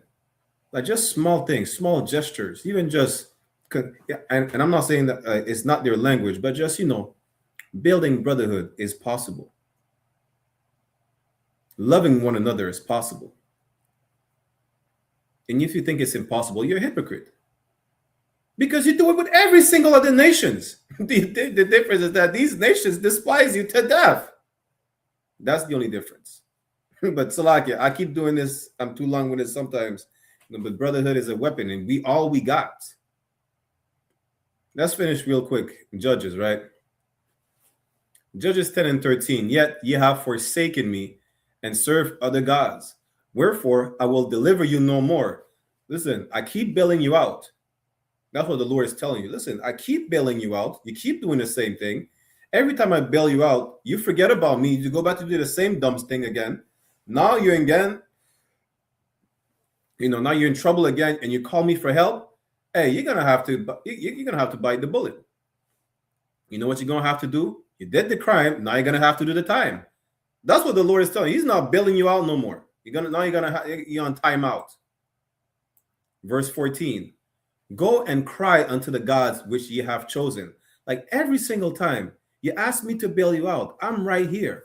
Every single time you cry unto me to deliver you from these heathens, to deliver you from these heathens whose God you decide to serve. Well, I'm the power. I'm the God. God means power. I'm the power that brought you out of Egypt. I'm the one that split the Red Sea, not the golden calf that you molted afterwards. You keep doing the same thing. You know what you do? Now that you're in trouble, cry unto the golden calf. Cry unto the rock that is circled 7 times. Cry unto whatever God these heathens worship. Cry unto Ashtaroth. Cry unto Baalim. Let's see if they will deliver you. Let them deliver you in the time of your tribulation. Yeah, go cry unto these little, fake pagan gods. I say fake because there's only one real God. There's only one living. How you going to imagine that? The Most High of the Bible is the living God. You're going to cry into a rock. You're going to cry into a tree. These gods are dead. They're not even alive. The Lord God make mountain move. He split the Red Sea. Good night. Where you going? What do you mean? Listen, God said, you know what? Today, you know what he would tell you? So you decide to worship Caesar Borgia. You go tell the white man to free you from slavery. Decide to prostrate yourself to the Kaaba stone. Pray to the Kaaba stone to free you from captivity. Go pray go ask the cross, ask the wooden cross to free you. Do that. What else people pray to? You understand? All your gods of the voodoo god. Voodoo god is a mix of Christianity and African nonsense. Go cry to the African 6-headed serpent god to free you from slavery. The Lord that's how you know the Lord is a nigger God. You see how he's being sarcastic? He's telling you, the people that you follow that got you in trouble, ask them to bail you out. Who never heard that before? Your parents tell you, your friends ain't going to help you when you're in trouble. Not that you're in trouble. Where are they? Who's going to help you? I'm the one helping you all the time. Go cry unto these other gods, man. Let's see if they help you. Verse 15. And the children of Israel said unto the Lord, we have sinned. Like, I know. We're repenting. We're like, listen, we're sorry. I know I messed up again. We're sorry. We messed up. We should not have done that. We should not have married these white women. We should not have bowed down to the Rubik's Cube. We should not have, went to the Christian church. We should not have done that. Or worship the spirit of the ancestors. And listen, people today, you can make a cult out of a phone. This will be a new God today. You will go in captivity for worshiping a phone today. Cry unto the Lord. I apologize for worshiping Samsung, iPhone, Google Pixel. Literally, that people do all the time. You understand? We apologize for worshiping the sun. When you created the sun, what is the sun doing for us? Salakia. Do thou unto us whatsoever seemeth good unto thee. Deliver us only, we pray thee this day. And you have the gall and the audacity to tell God, listen, just free us. Whatever you want to do to us, we'll take the punishment. Just free us. What do you mean? You're not in position to make demands. But you still do. Just like any children. You tell your parents, whatever punishment I got to take, I will take the punishment. Just come bail me out. Come pick me up. I'm stranded somewhere. I'll take the punishment. You want to take my phone for the rest of the week? You want to not let me out of the house? I don't care what is the punishment. I will take it. You understand? And that's what we've been doing with the Lord all the time. Whatever punishment, anything. Listen, take away all my riches. I don't give a damn. Just free us from captivity. Free us. That's all we're asking for. And imagine that. Again, you have the audacity to ask anything to the Lord when he asked you only one thing is to obey. He didn't ask anything else but to obey. And none of these laws, statutes, and commandments are grievous. That's 1 John 5:3. The laws and the commandments are not grievous. They're not difficult to obey. You have sex with that woman, that's yours for life. You have sex with another one, both of them are yours for life. You can't divorce. You can't divorce one because you want the other. You have to keep them. Says you have sex with that man, that's your man for life. Don't be out here being a whore. There's so many flavors. There's 12 tribes. Good night. There's so many flavors out of these 12 tribes. You going out to sleep with a heathen? They're disgusting. What do you mean? You're going to go to India, worship the rat god. The rat god did not split the Red Sea in half.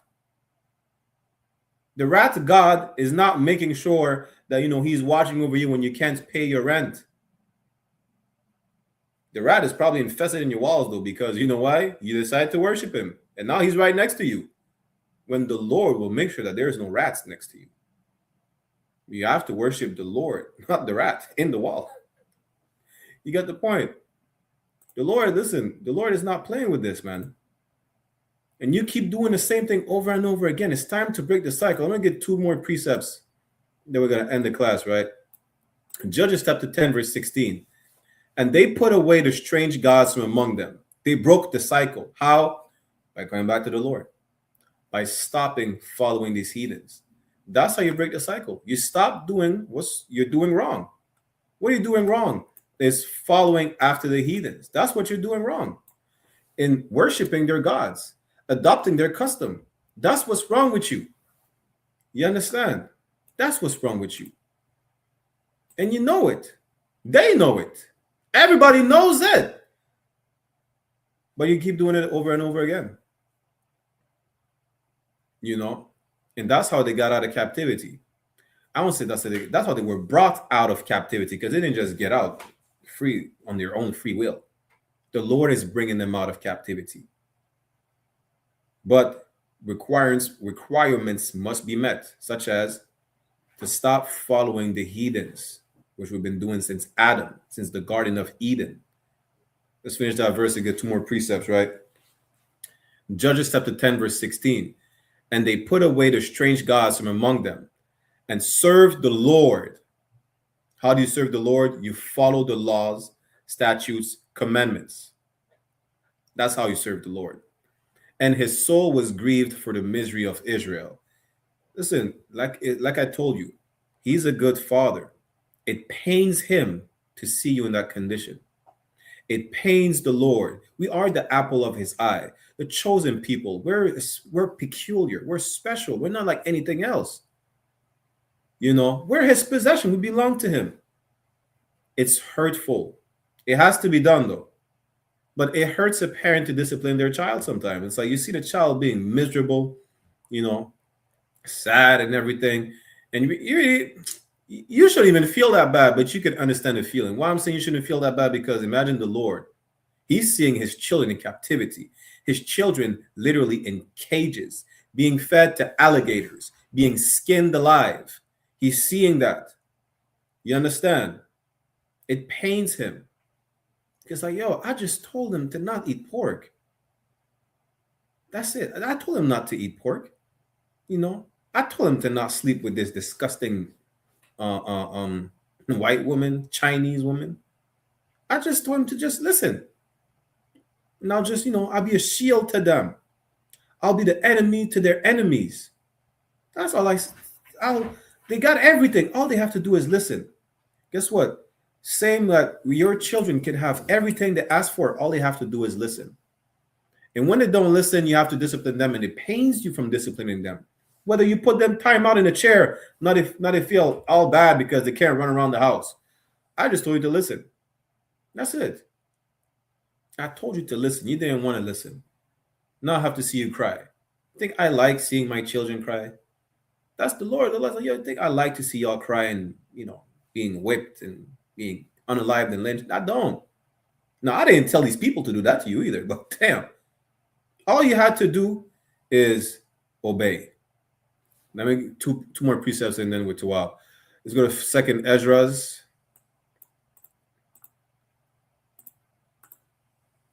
To water for everybody who rocked out with us.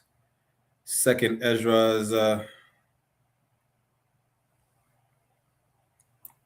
chapter 13, start at verse 40. And what's the other precept I wanted? Salakia and Baruch.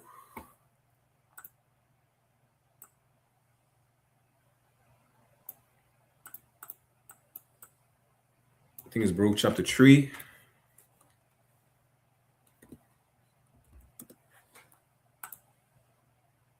Second Ezra and Baruch.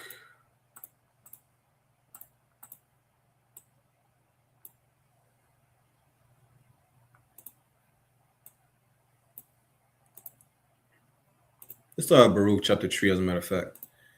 Baruch chapter 3, verse 8 says, "Behold, we are yet this day in our captivity."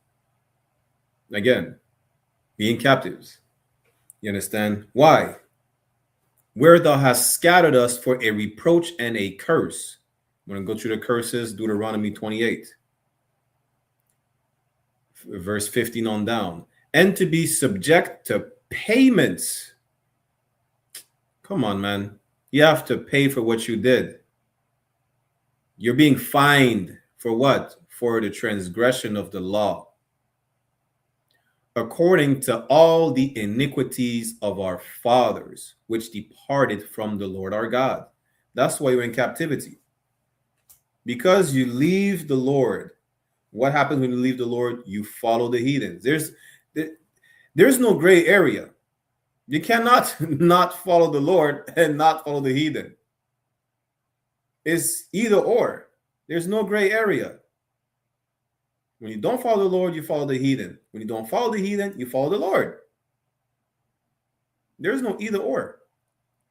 What, you're going to create your own God? You got that from the heathens. Every single God. You think, listen, people were worshiping rocks since the Roman Empire, since even before that. What do you mean? You're not, what you're doing is not special. The only thing that is special is to follow the law. That's special. That's peculiar. That's set apart. It's not like everybody else. Right? But we understand that we're in captivity because we stopped following the Lord. So how do we get out of captivity? There's no gray area. There's one or two ways. You follow the Lord. That's it. You understand? Can Baruch chapter 3 verse 8 also be used as a reincarnation precept? I see how you would say that.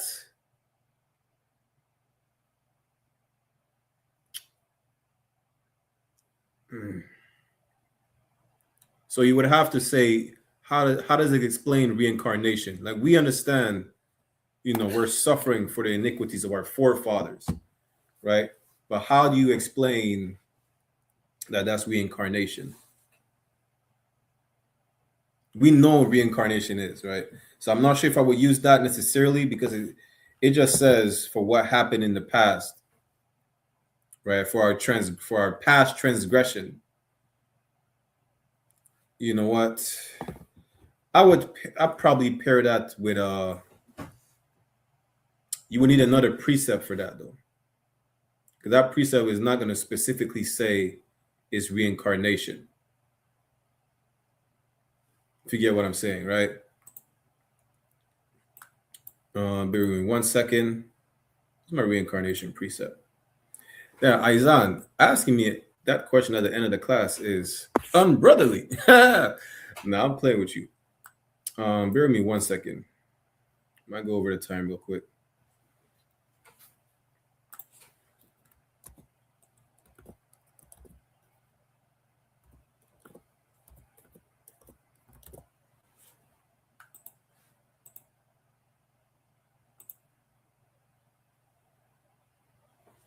Okay, there you go. I would use this precept.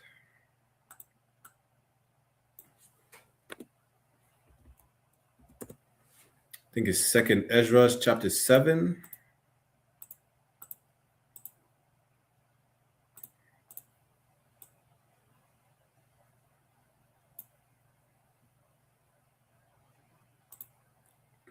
That's what you want to use. Nah, no sweat. Don't worry about it, Ak. But you rather use. You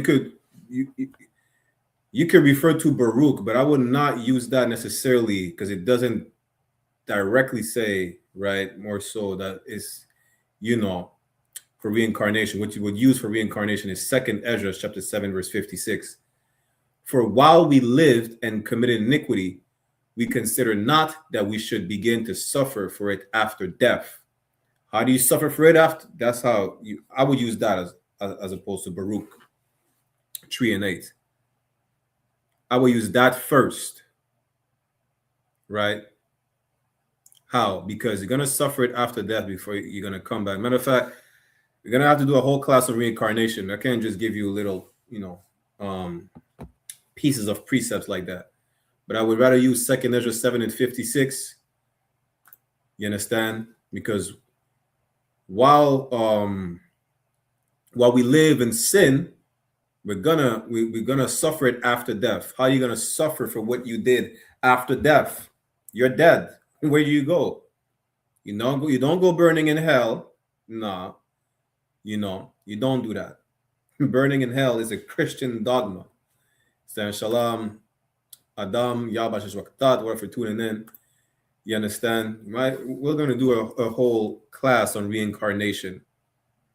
Reincarnation, heaven and hell. We might have to do a whole class on that. But I will use that precept instead. I'm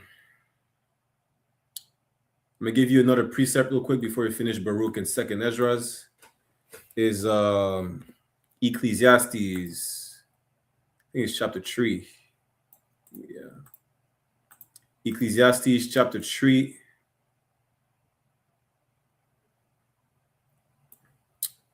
Verse 16 and 17, right? Because those are precepts for the place of judgment, which what Christians and Catholics call hell, where you will suffer after you die.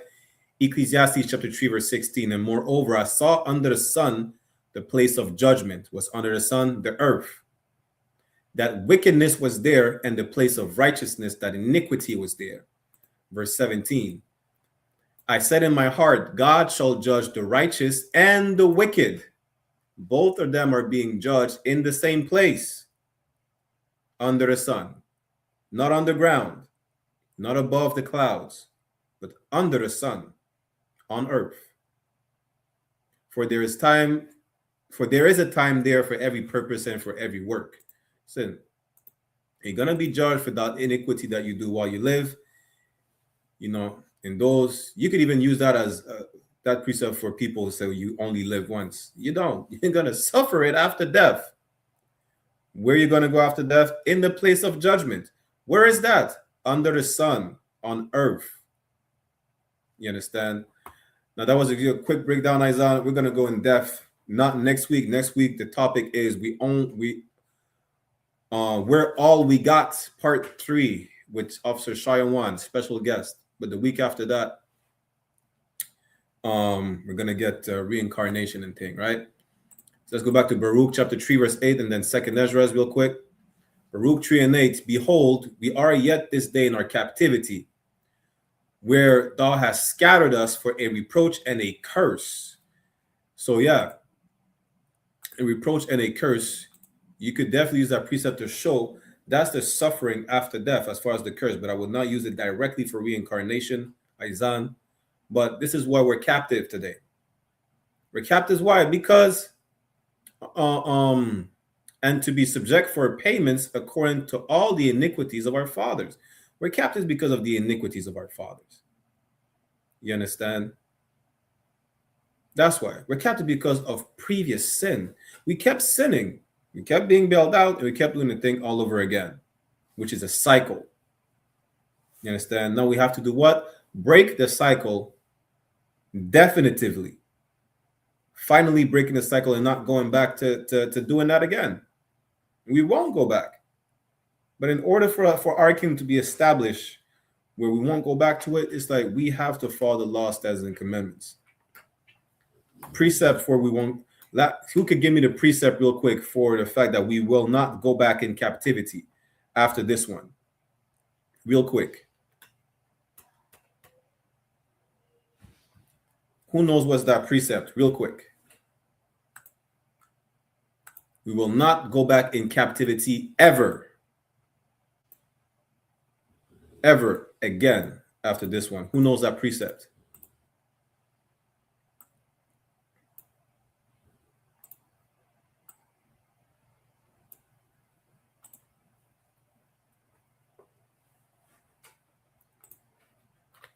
Who knows the precept?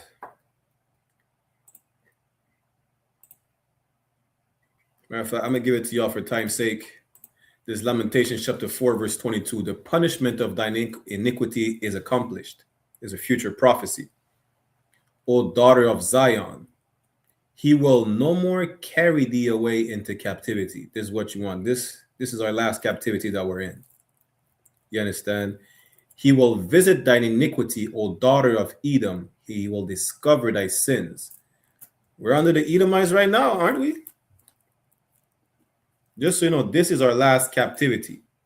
You understand? Now, in the book of 2nd Ezra, I wanted to bring you to where the 10 tribes went to a land where no man dwelt to be able to follow the law, because they understood that they were brought captives. I think it's in the book of what? Either first or second Kings. I know it's chapter 17 though. First or second Kings, when the Lord removed us from Samaria and he replaced us with heathens. That's why that woman, that Samaritan woman, that's why Christ told us not to go into the way of the Samaritans, because we were removed from Samaria. Samaria was then inhabited by heathens. Now the 10 tribes, when they went to the land of Astarte? No, one minute, Astarte, Salakia, Arsareth, right? They said because they wanted to worship the Lord. There is no heathens around them to follow, right? Which is what we've been doing, following the heathens around us. So they went there unbothered, without any heathen influence. They followed the Lord until they stopped following the Lord and started worshiping the black Mexican dog, amongst other things, right? With that, we're going to clip the class right here.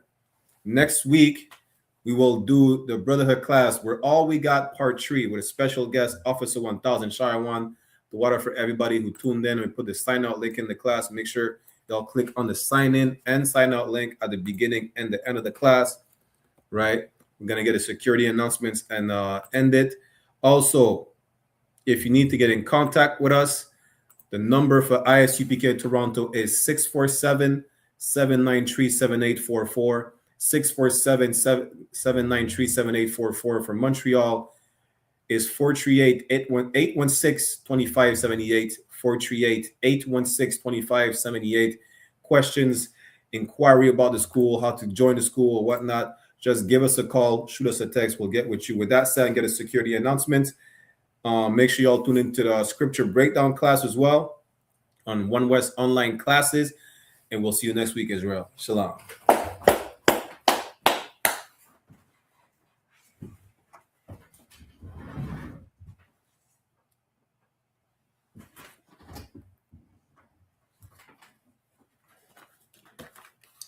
This is the ISUPK security announcements. We are the I.S.U.P.K, the Israelite School of Universal Practical Knowledge, started out at 1 West 125th Street, Harlem, New York, under Commanding General YAHANNA. Rule for new brother and sister. When a new brother or sister comes into the school, they're off limits for 6 months. They are to be saluted only. They're here to shed themselves of the world. If they need transportation, the teacher will arrange it. After 6 months, if a brother or sister has an interest in a particular person, he or she must get permission from the head to speak to a brother or sister. There's another 6 months in which the brother and sister will court each other. After the 6 months period, the brother and sister will get permission from the head to marry. Tithes, which is a commandment. Numbers chapter 18, verse 21, and Malachi chapter 3, verse 8 to 10 means tenth in the Hebrew. Ma'ashara, 10% of every penny of any increase the Lord gives you, give to the treasury department or teacher. Priest fund, free will offering for priests, not mandatory, whatsoever amount you would like. Upcoming Holy Convocation. This Sunday, May 31st, before sundown, we have the Feast of First Fruits. You can read more about it in the book of Leviticus, chapter 23, verse 10 to 22. Reminder to all Akim wa Akwathian, reminder to all brothers and sisters to check the bulletin board in the hallway of their school if they have a physical location. And if anyone wants to be a trooper in the school, to start wearing all black, boots, shirt, pants, headband, and scarf. But that's all. We'll give a courtesy salute to the brothers and a courtesy salute to the sisters. Mina visual imajam. which means to stand. We'll give a courteous salute to the brothers. Minavijal Majam Shabbat. Majam, Barak, Yahweh Bahasham, Yahweh Shai Barakatam, meaning Yahweh, in the name of Yahweh Shai, bless y'all. Yajamata means hands down. Sar, which means to turn and face the sisters. If you have any in your presence, we'll give them a courtesy salute as well. Minavijal Majam Shabbat. Majam, Barak, Yahweh Shamar, Alathan Bahasham, Yahweh Shai, and Yahweh, watch over y'all in the name of Yahweh Shai. Yajamata, hands down, class dismissed. Thwada Israel.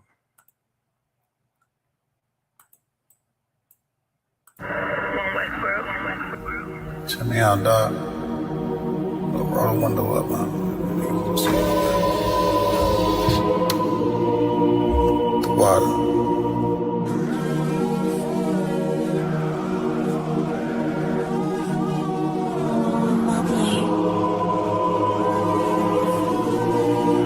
Ain't no better, dog, brother. The son of a king. I don't Balenciaga. I might just wear collar. I might just wear the Pradas. But I'm thinking long term, so I might say the dollars. We ain't no better, I'm just being honest. I should've went to college, but I was thinking violence. This a one West world, we the fucking livest. Break it down, we break ground, we don't break no damn promise. Let's get active, dog, don't tell me how you feel about it. These cats saying too much, they ain't learn enough. You maxed out the first quarter, I'm still warming up. These niggas tossing up a brick, they can't score with us. Who gon' come against us? On the Lord with us. Them niggas riding for you. Hope they ride till they crash. Put my name in your mouth, I put my belt to your ass. I ain't running no race, I just hope that I last. All them niggas you look up to, I consider them trash. Only time you seen a leader was in Wayne hand. Niggas will dab you, then pop you with the same hand. I'm a main player, I stick to the game plan. He don't really fuck with you, that's your main man. We them niggas came through and made your city hot. Yep, said he in the field, but he really not. And I ain't casting no stone, I just let him rock. And that's the kind of story they gon' read about. But if it's war, it ain't no tapping out. Grip still heat, spit like a dragon mouth.